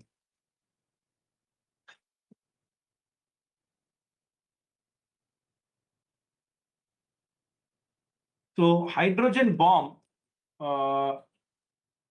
just trying to see if I can see the chat. Yeah. No, okay, no response yet. Okay, so hydrogen bomb is actually a misnomer. Hydrogen bomb does not have hydrogen. It is its isotope, deuterium or tritium, which is used. But the name was hydrogen bomb. You all know that hydrogen is very lightweight, and for hydrogen to ignite, we need to have around 4% of hydrogen by volume in a closed environment for the ignition to start. As compared to gasoline, that is around 1.4% of gasoline is required for the ignition to start. Yes, so hydrogen is not safe, but it is equivalent, it is as dangerous as the gasoline. It is just another fuel, and we should know how to handle that fuel. So with respect to hydrogen, that being light, the gas will always go, will escape from the top. It being light, it will go to the, it will travel upwards. So any hydrogen system, when we are working, we have to ensure that there is adequate ventilation. So in case if anything happens, then if there is a good ventilation, the hydrogen will escape and it will not achieve its 4% target. In case of gasoline or any other fuel being denser, that is not the case. Ventilation may or may not help, but with respect to hydrogen, if it is well ventilated place, in case of hydrogen BAJA, of course, it's open to the atmosphere. So the effect of hydrogen getting caught in the fire is reduces drastically. So first and foremost thing in when you are using any storage system also, ensure that there is a adequate ventilation. So, and we all know hydrogen has a very poor volumetric energy density, and considering its poor volumetric energy density, we have to store in very high pressure if we are using it in a gaseous form. So this is also a kind of blessing in disguise. When we have a tank, hydrogen tank at 700 bar or 350 bar or 250 bar, high pressure, if there is a tank rupture happens, the tank will not explode because there will be a leakage. Hydrogen will start leaking in the first crack. And when the hydrogen leaks, it escapes. And if there is a ventilation, it will fly away. Since the pressure is high and the outer ambient air pressure is low, there will be only an escape of hydrogen happening and oxygen will not enter the tank. Since there is no entry of oxygen inside the tank because of the pressure difference, the explosion of tank probability reduces further. So using hydrogen as such as a tank will not be a challenge with respect to safety because we are going to use it in a ventilated area and at a very high pressure. And just to tell you one incident, the 2611 attack, when it happened in Mumbai, a lot of buses got under the fire, but most of them were CNG buses, but the cylinder did not explode. So that is the kind of the safety standard is being used. Even Toyota, who are the pioneer in hydrogen based mobility vehicle, first they utilized a normal bullet fire test, a simple bullet to fire on the tank and see if it is exploding or not. But it bounced off. So the tank which was made, the pressure vessel which was made by Toyota could absorb 5 times more the crash energy than the vehicle as such. So they have to use a armor piercing bullet to test on the tank. So that's how the legacy is. Either it is Honda or Toyota. The significance to hydrogen tank is at the highest priority. So in India, we make a lot of pressure vessels, which is predominantly metal. But for hydrogen, we know there is a challenge of embrittlement. Hydrogen has only one proton, one electron, and being the first element in the periodic table, very small, it can go inside the metal and crack or create any stress buster at any point of time. So that becomes a challenge. So embrittlement is a challenge. So metal cannot be used. Then it is only the non-metal. A non-metal is basically a plastic liner, which is wrapped with carbon fiber composite, which I will be showing few of the images. So those fibers will first tear and not explode. And they are also resistant to almost kind of a bullet fire test.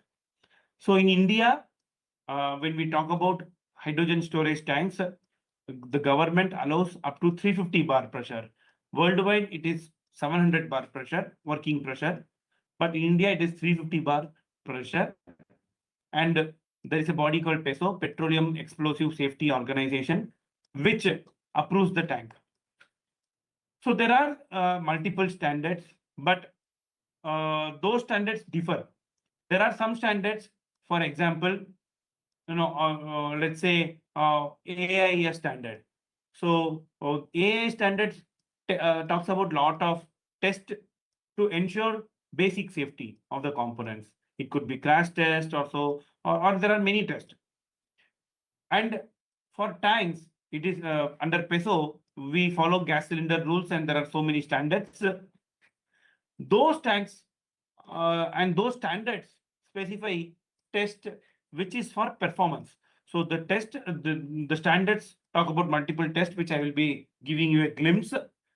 Of course, we will be sharing the slides so you can have this multiple test in your kitty. But they not only talk about the basic performance of the storage tank, but also the entire life cycle. So they also insist on fatigue test and multiple other tests, including bullet fire test.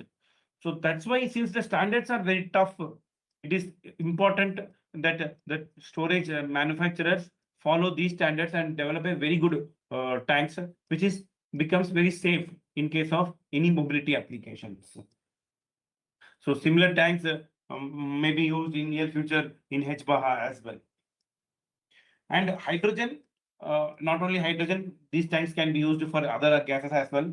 But for hydrogen, specifically hydrogen, we all want hydrogen to be the one of the prominent fuel in near future to achieve net zero. But the challenge is with respect to the cost of hydrogen. So one is hydrogen generation, which comes through splitting the water through electrolysis. But the cost, we are targeting somewhere around $1 to $2 per kg of hydrogen. If it is equivalent to $1, very good, or else at least $2 to to adopt in a mass industry scale consumption. In order to do that, only the hydrogen generation cost should not be targeted. We also should focus on hydrogen storage and hydrogen transportation. So energy storage and energy transportation also contributes a lot to the cost of hydrogen. So that's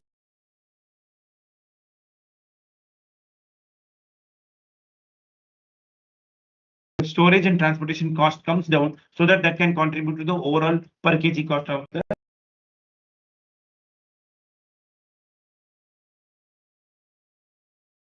You can just Google the definition. So there is this learning rate. What it talks about is how much the cost can come down when the entire installed capacity doubles down. We are all following the learning rate. what we thought about photovoltaic cells, the solar and wind, the learning rate started increasing like anything, and the cost became competitive. And thus, wind tunnels and solar are being deployed in a very big way. So similarly, this technology adoption is yet to happen. But once the learning rate catches up, we can see a mass adoption of hydrogen being used in multiple places, and that will help us in many applications. So these applications could be green sky. So storage system can be used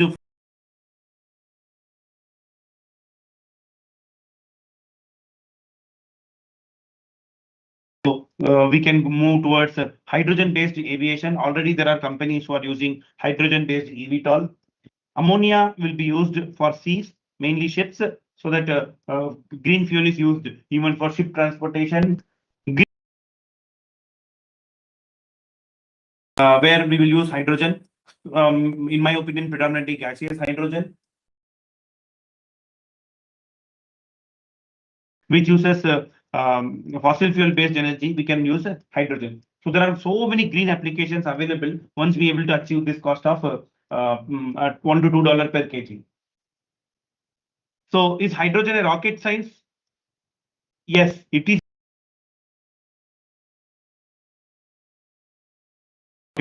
To propel the future space missions. So hydrogen is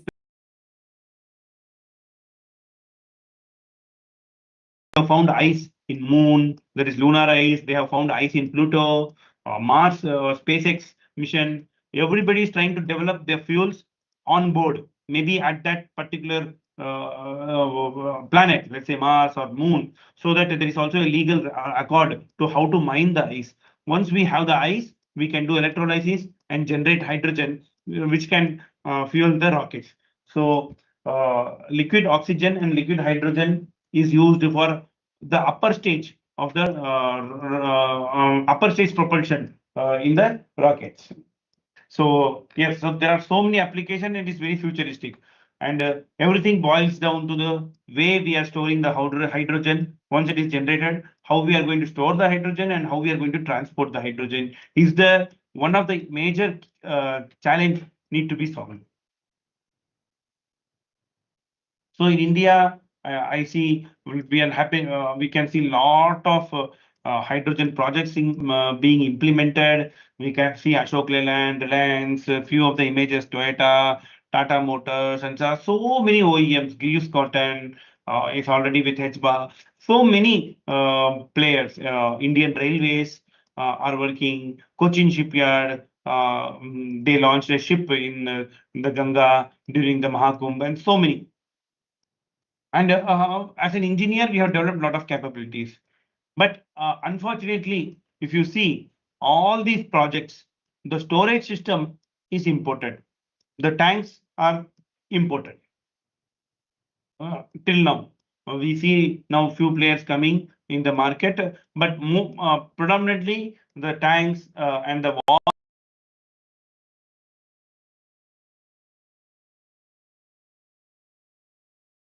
as a startup. So these are one-off projects, but we wanted to see a major breakthrough in mobility. In Cochin, you can see even the hydrogen refueling station. I was lucky to see the entire facility. Similarly, we can see happening something on NTPC as well in Ladakh. So these are the tanks which are being done, and all these tanks are imported, and this is used in truck application basically. For trucks and buses, the cylinder arrangement varies based on the OEM design, but this gives you a glimpse of how hydrogen is stored in in applications where the range is almost around 800 kilometers. So this is an Ashok Leyland truck and the engine. And of course, we always know that engine will be the first one to start, and then maybe it will be followed by fuel cell as well. Yeah. So this is an important slide. I was talking about metal and non-metal. So in technical terms, we call it type 1, type 2, type 3, and type 4 cylinders. Type 1 is a metal cylinder, 100% metal. There is no non-metal. Type 2, we can see at the central portion, some carbon fiber or some fiber wrapping to take some stress from the metal portion. That is called type 2. Type 3, that is Gen 3 here, is actually consists of two parts. There is an inner aluminum metal cylinder, and on top of the aluminum metal cylinder or liner, we do the carbon fiber or glass fiber wrapping or winding. So on the outside, it looks like a non-metal, but it has an aluminum liner inside. This is called type 3. So type 3 cylinders are predominantly used in SCBA application, that is for the firefighters self-contained breathing apparatus. Mostly in Europe and even in India, you can see SCBA. And since this is, if there's a room full of fire, the firefighter has to go inside and breathe. For that purpose, they use this kind of type 3 cylinder, which is carried at the back by the firefighters, and they go inside the flame area and do their rescue operations. So that is type 3. And the latest is type 4, which has a polymer liner inside, and on top of the polymer liner is the carbon fiber winding, which is also a non-metal. So this is 100% non-metal. So what is the advantage? As you can see from the table, if the metal cylinder is 100%, the composite cylinders could be as light as 0.3x of the metal cylinder. So we always say it is 50% lightweight. So it depends on the design, but it is lightweight. That is one of the major advantage what we get from type 4. And though it is costly as compared to metal cylinder, it is a necessity when we go for hydrogen, because hydrogen will embrittle the metal. And we are talking about very high pressure, 350 bar, 700 bar. At high pressure, if the molecule is just pushed on the metal, if there is a single crack, which is micron level crack, which we cannot see from naked eye view, that can go inside and create a stress in the metal cylinder. That's why we always talk about non-metal type 4 cylinders for hydrogen storage. Though it is costly, it is an efficient alternative to metal cylinder and safer. Nowadays, people are also talking about type 5 cylinder. So type 5 cylinder is basically there is no inner liner. There is linerless cylinder just doing the winding, and which will achieve more lightweight. But type 5 cylinder for hydrogen mobility application or even in hBAJA will be a challenge, because hydrogen permeates. Hydrogen being the smallest atom, it will leak from the surface as well. So how to arrest the leak in type 5 is a challenge. And what is the kind of lightweight we will achieve by removing the liner is a very meager one as compared to the type 4 cylinder. And thus, in my opinion, type 4 cylinder will be there for the mobility application, and we can see type 5 or liquid oxygen for the rocket application, aerospace. So I already spoke about hydrogen embrittlement. So you can see if there are multiple balls, hydrogen is that small white ball which can go inside the metal structure and make it brittle. So that is a very big safety hazard as compared to storing the hydrogen. Are there any questions till now? Am I going slow? I will just go through the chat. No, nothing in the chat. Let me know if you have any questions or any thoughts, any points to be discussed, and I can address that. If not now, you can just type in the chat and or just unmute yourself and discuss. I will continue. So we already spoke about effect of hydrogen on the metal, and even if we talk about aluminium, that is also still a big risk for stress corrosion cracking. So there are incidents where stress corrosion cracking happened with the type 3 cylinder. So we are also not recommending type 3 cylinder, but we want to go to type 4, which is a completely 100% non-metal cylinder. So there is no welding or there is no bonding happening. It's a single piece.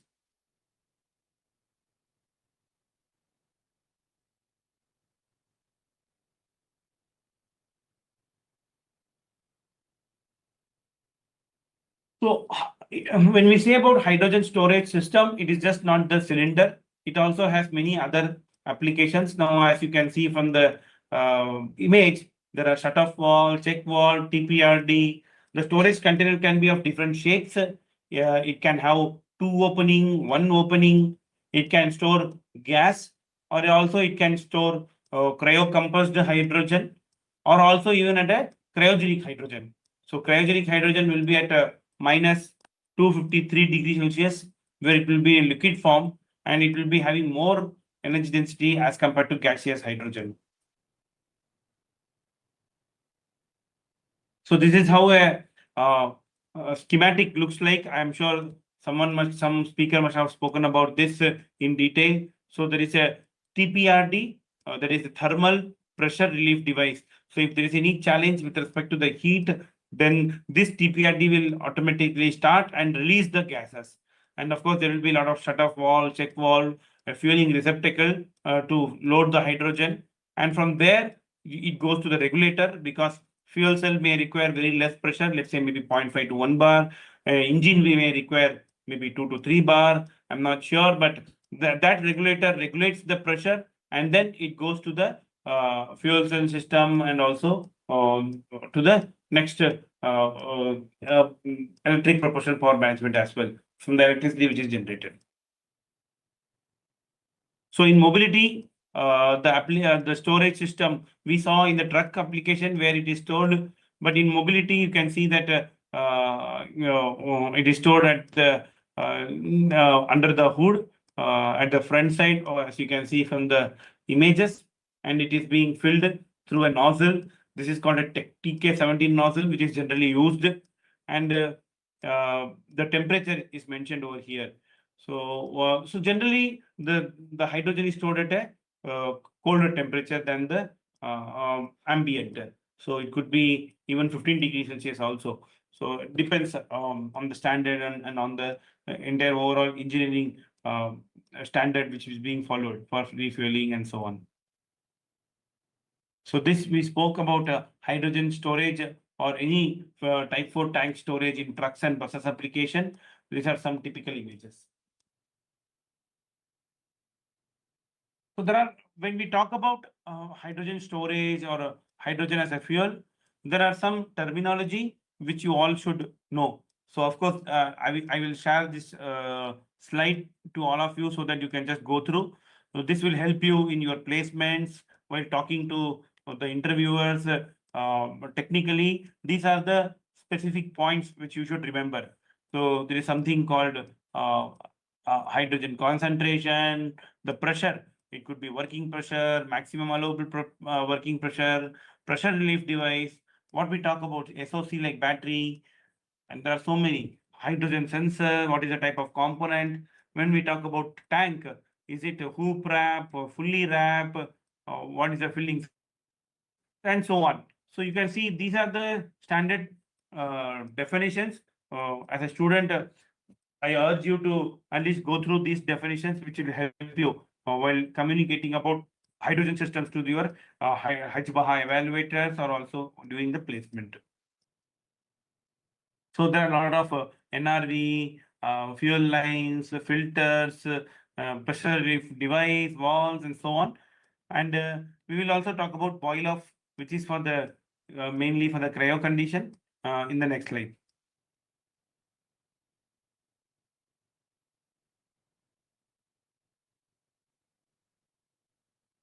So here, this slide talks about the gaseous hydrogen storage system. So when we say 700 bar, the stress which is generated on the tank is 70 MPa.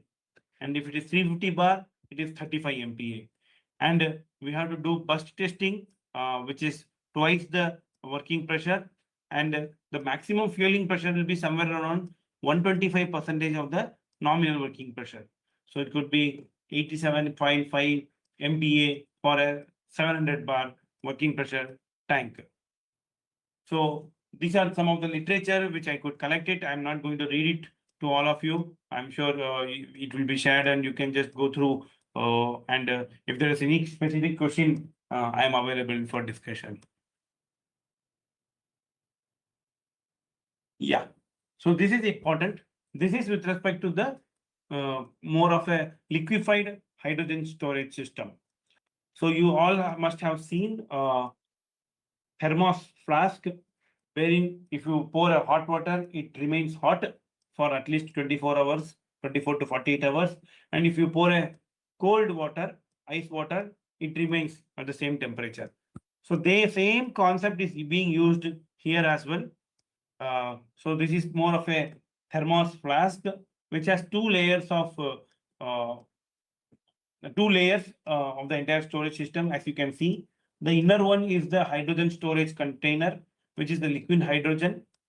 And then there is a second layer on top of the inner layer. And in between these two layers, there are two things happens. One is there is a vacuum. So we go to a vacuum of around 10 power minus 3 to 10 power minus 4 bar. So there is no air molecule. So the radiation will not happen. So ideally, since the hydrogen is stored at negative 253 degrees Celsius, we have to contain the heat. So there should not be any heat transfer happening from outside to inside. So that is really important. So to avoid that, we have a two-layer based hydrogen storage system, and the gap will be vacuum sealed fully at 10 power minus 3 to minus 4 bar. And not only that, that is mainly for the to arrest radiation, but also there will be layers of MLI, multiple layer insulation happens. So those insulations also supports the hydrogen, and it stays liquid for a very long time. So this liquid hydrogen can work without any thermal management and deliver energy. And liquid hydrogen is more powerful than gaseous hydrogen, but it has its own niche application. Of course, it has a very good application with respect to space, but mobility, people are trying. Everyone is new in this field. Whether mobility it will work or not, only time will tell. If there is no heat loss, I'm sure it will be a very big boon for the mobility sector as well. So there are a lot of tests happens, something called thermal autonomy test, fire test, and so on. So this is about a fuel delivery system. You can just read through. I'm already 340, so I will just try to focus on images, which will help us understand. So as I told you in the beginning, the PESO, Petroleum Explosive Safety Organization, is very strict with respect to the storage system. So this is one typical graph which we need to follow. So we have to do at least 11,000 cycles of charging and discharging. And if it is better, then they also recommend to go up to 22,000 cycles to establish the life of the cylinder. So when we say 22,000 cycles or 1,000 cycles, the percentage of the cycles has to be divided based on the image given below. Let's say, for example, we talk about the left-hand side. So you can see BP refers to burst pressure. So first is a proof pressure. So we have to test, let's say, for example, it is 700 bar storage system. The proof pressure could be somewhere around 1050 bar or so. So we have to do a proof pressure test. After proof pressure test, we have to do a drop test. Drop has to be done horizontally, vertically, in a different inclined angles. And then once the storage system is dropped, it is checked. And the next test is the damage test. In the damage test, what happens is basically they ask the manufacturer to pour acids or cut the fiber to a particular thickness. So basically, we damage the surface of the winding. the carbon fiber. Once it is damaged to a certain extent as per the standard, then we also do chemical attack. So chemical attack is the basic, the acidic or the alcohol based attacks after doing the damage at the fibers. So once the chemical attack is done, then we do the cycling. So the cycling, 60% of the cycles, for example, 11,000 into 0.6 has to be done at a temperature of 5 to 35 degrees Celsius. And the last 10 cycles are at a very high pressure. And then we have to rest for 1,000 hours at plus 85 degrees Celsius. So after resting for 1,000 hours, then again we have to do 20% of the remaining cycles. So that 20% is at the very less pressure, that is 80% of the nominal working pressure. Then again the last 20% has to be done at 125% of the nominal working pressure. And the last is the burst test, wherein we will break the cylinder. So such a rigorous testing is to be done to ensure that the life of the cylinder is almost 15 years or so. So this has to happen both in hydraulic medium and also in the pneumatic medium. So pneumatic could be air, hydraulic could be oil. So such a extreme level of testing has to happen to ensure the durability of the storage system. Then only the storage system is safe for handling. Not only the durability testing, the standard also talks about fire testing. So this is one of the typical image of how fire testing is done and its performance is validated.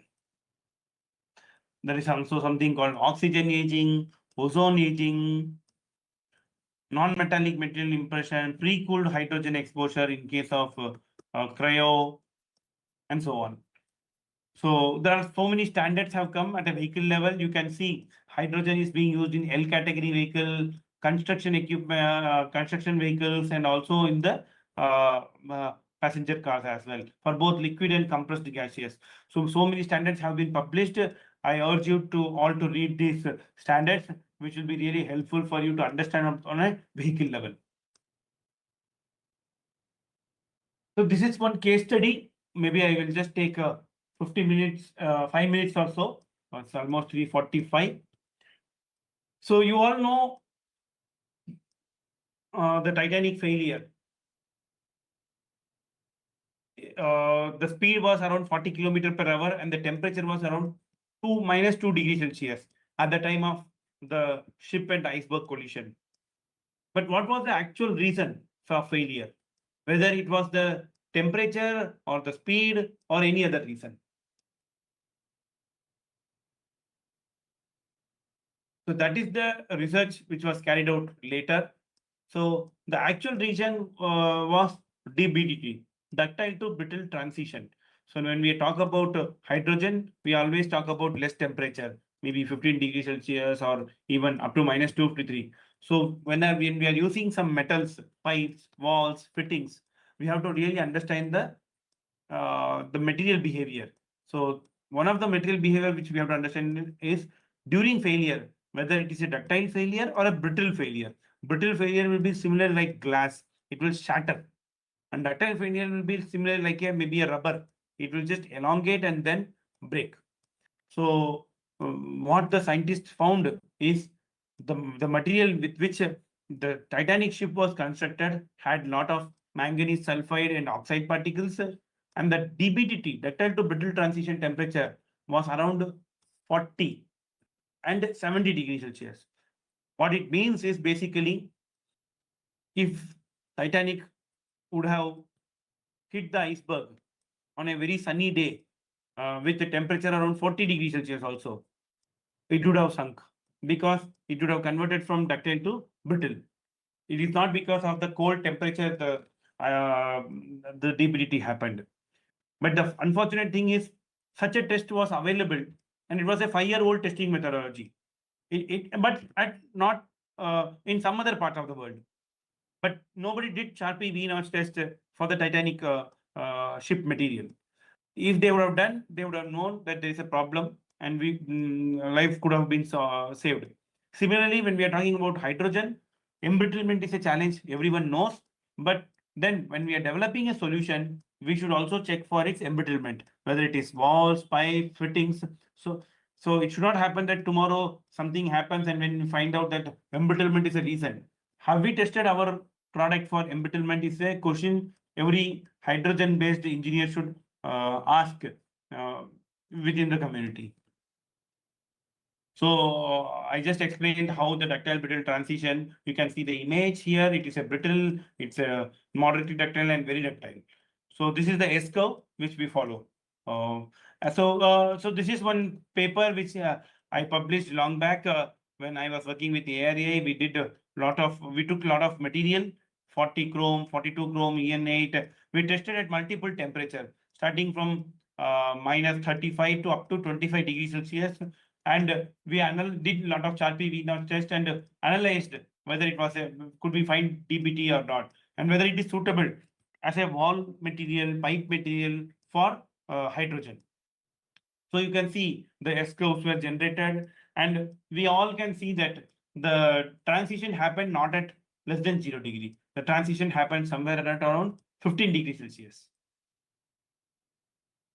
And this was the biggest culprit. And you can see the 15 degrees Celsius is the place where the transition happened.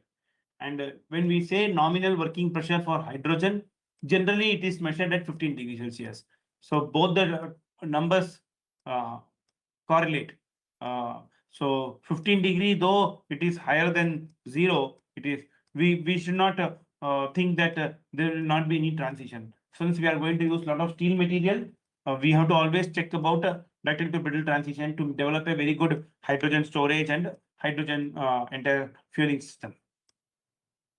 So these are the few of the images of how the pressure and temperature varies for different and how what will be the density. This is some of the information which you can use it afterwards.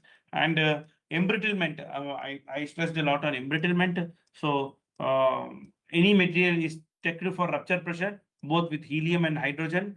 And the embrittlement index is calculated based on the P pressure, the rupture pressure of helium by rupture pressure of hydrogen. So that is called the embrittlement index. And there are so many tests as well, like fracture mechanics and this test. And you can go through multiple standards. As far as the storage is concerned, liner material is tested, resin, which is used to glue the fibers, are tested. Material testing is done. Expansion of the storage system is done with high pressure. Is there any elastic behavior we could see is checked? Burst test is done. Cylinder burst is more like a bomb testing, but cylinder burst is one important. We have to do ambient cycle, vacuum. If it is a cryo, we also focus on vacuum. And then environmental cycle, drop test, impact, we create high velocity impact. High velocity impact is created through bullets. Basically, bullet fire testing is there. And stress rupture, we purposefully damage, we create flaw on the cylinder and then again test it. Fire resistance, permeability at high pressure, whether the hydrogen leaks or not from the surface needs to be tested. So this is one of the testing which is done at a material level, and also we do at a cylinder level as well. And torque test. Torque test is mainly for the fitting of valves, at what torque we need to fit. Corrosion through salt spray, leak test, both hydraulic and pneumatic we do. Liner burst, glass transition temperature. Since everything is plastic, if there is a high temperature, whether it is near the engine or so, whether that high temperature will soften the polymer which is inside that we have to check. So polymer need to be characterized. So these are the tests we do, and it is not only it is because of Good Life we are doing, it is because it is mandated by PESO and the standards to pass all these tests. Then only the storage system becomes foolproof.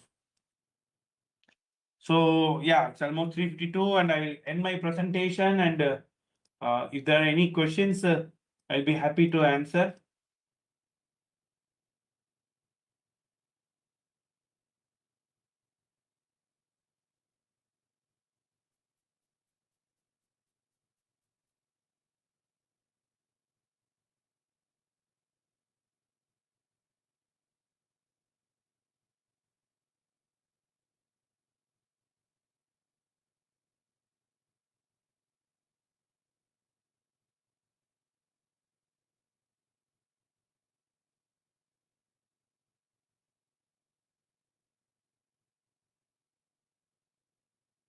If there are any questions, you can just chat. Yeah. You can post the questions, or maybe you can unmute and we can discuss. I'm sorry, my video is not working properly. That's why I could not switch my video on.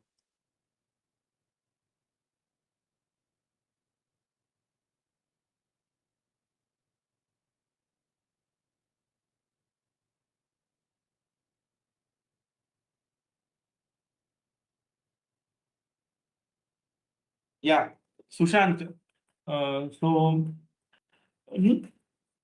Is the ductile to brittle transmission the main reason for choosing type 4?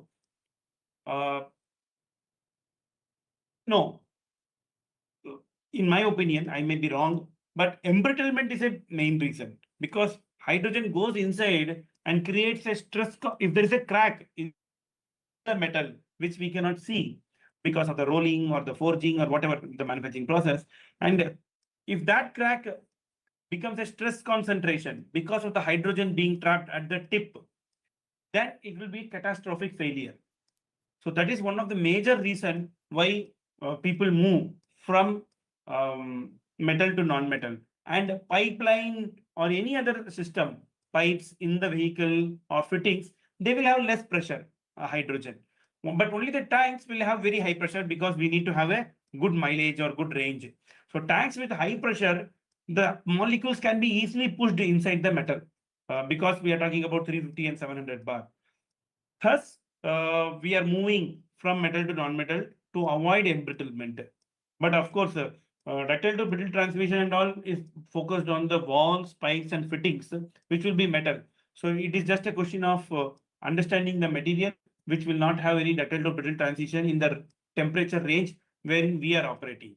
Now, let's say for the vehicle or the rockets or what. So that is not the main reason. Embrittlement is the main reason.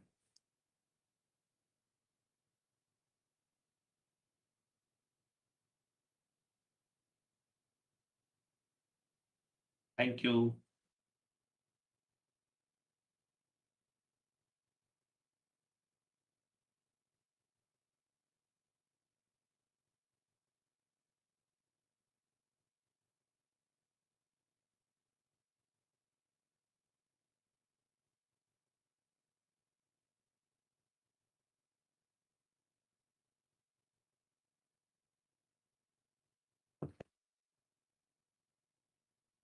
Okay, I think it's will the pressure Ashiki Gurjar, will the pressure pipes be provided or we have to buy for hBAJA?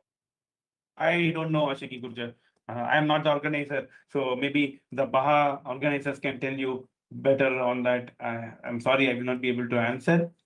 Well, from my side, we own a startup called Good Life Mobility. And if you are interested to work on hydrogen or hydrogen mobility, we are a startup developing hydrogen cylinders. So we will be happy to take you as an intern or as an employee. Since you are all hBAJA, you are all talented students.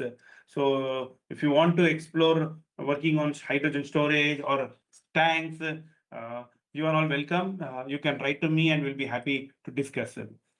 I hand over to the host. Thank you. Okay, I got a question. For how long can we use the hCNG cylinder without any chance of safety hazard? So, with respect to hBAJA, it is just very the percentage. I'm not sure how much we are going to mix, but it's predominantly CNG. So the amount of hydrogen will be very less. I think 5 or 18 or 30. And that too the timeline for the entire hBAJA event is very small.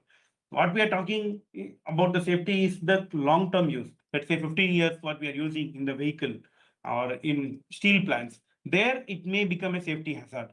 But for when you are trying to say we use, if it is hBAJA, it should not be a challenge. But ultimately, we should follow the engineering principle. So we should move to type 4 cylinder in hBAJA as well. I hope I have answered your question, Abhimanyu.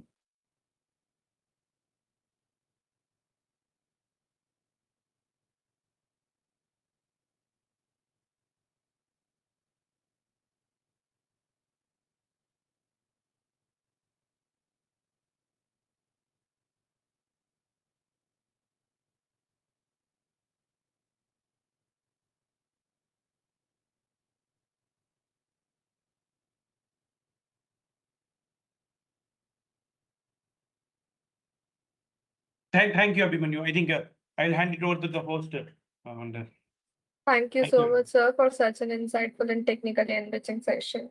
We sincerely appreciate your time and knowledge you have shared with all of us today. So we'll now move forward to the final session of this workshop. It is my pleasure to welcome Ms. Pranjal Rathod, who is currently serving as a senior design engineer in the R&D division at TVS Motors. She has been associated with BAHA SA India as a BAHA alumni since 2024. Today, she will be guiding all the participating teams through the virtual round and providing valuable insights into the evaluation process. Ma'am, we are delighted to have you with us today. Over to you. Hi, Kashish, am I audible? Yes, ma'am, you're audible. Okay, yeah. Thanks for the introduction. I'll share the screen just a second.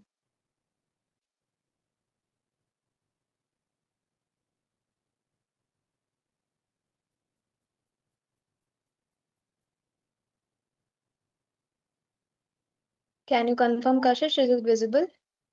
Yes, ma'am, it's visible. Thanks. Hi, teams. Hi to all the participants. Now we are to the end of our two-day hBAJA workshop. I am going to share about some virtual round insights. We have already shared this guideline on the forum and it is open to all. For the virtual round, we have released the dates as 17, 18 and 19th of the July. Followed a quiz which is on 17th, followed by presentation on 18th and 19th of July. In the guidelines, there are two sections where there are different scoring pattern for new hBAJA teams and the returning hBAJA teams, in which there is addition of lesson learned slide for the returning teams, which will have some certain scoring. The overall scores for the new hBAJA teams will be of 110 marks with the maximum slide of 14. And for the returning hBAJA teams, it will be around 135 points with the maximum slide of 15. There are a sequence of slides given in the guidelines, requesting all the teams to follow the same for maximum marks. And plus, there are some extra suggestions that are given, which is the output of your PPT that can be given in each slide. Say, for example, for engine specification, there are few points noted, like overall dimensions, maximum power, type of ignition system, and so on. Requesting you all to just go through all these guidelines and give a detailed presentation. And that's all. Thank you so much. If there are any queries regarding the virtual round or any of the sessions, please feel free to post in the chat box. Thank you.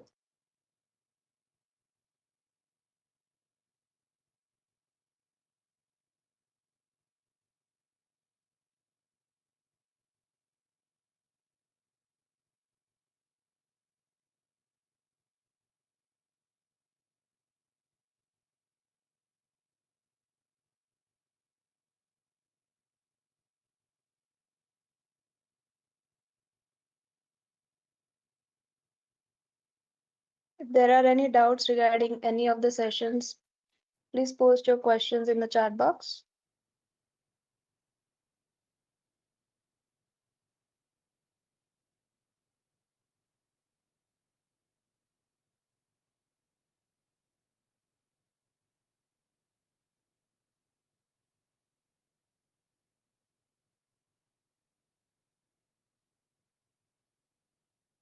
Okay, it seems there are no further questions. Kashish, we can wind up the workshop.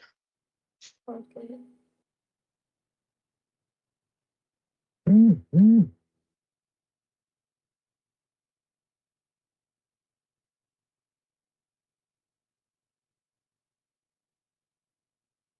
Since there are no more further questions, we'll conclude. As we conclude the BAHA SA India hBAJA Workshop 2027, I'd like to extend my heartfelt gratitude to all the esteemed speakers for generously sharing their knowledge and experience. A sincere thank you to the BAHA SA India Organizing Committee, Alumni Committee, faculty members, and every participant who joined us from the country. We hope these 2 days have strengthened your understanding of hBAHA and inspired you to approach the competition with greater confidence and technical excellence. Remember, BAHA is not just about building a vehicle, it is about building engineers, leaders, and innovators. We wish every participating team the very best for the BAHA SA India 2027. Thank you all for being the part of this workshop, and we'll see you at BAHA SA India 2027.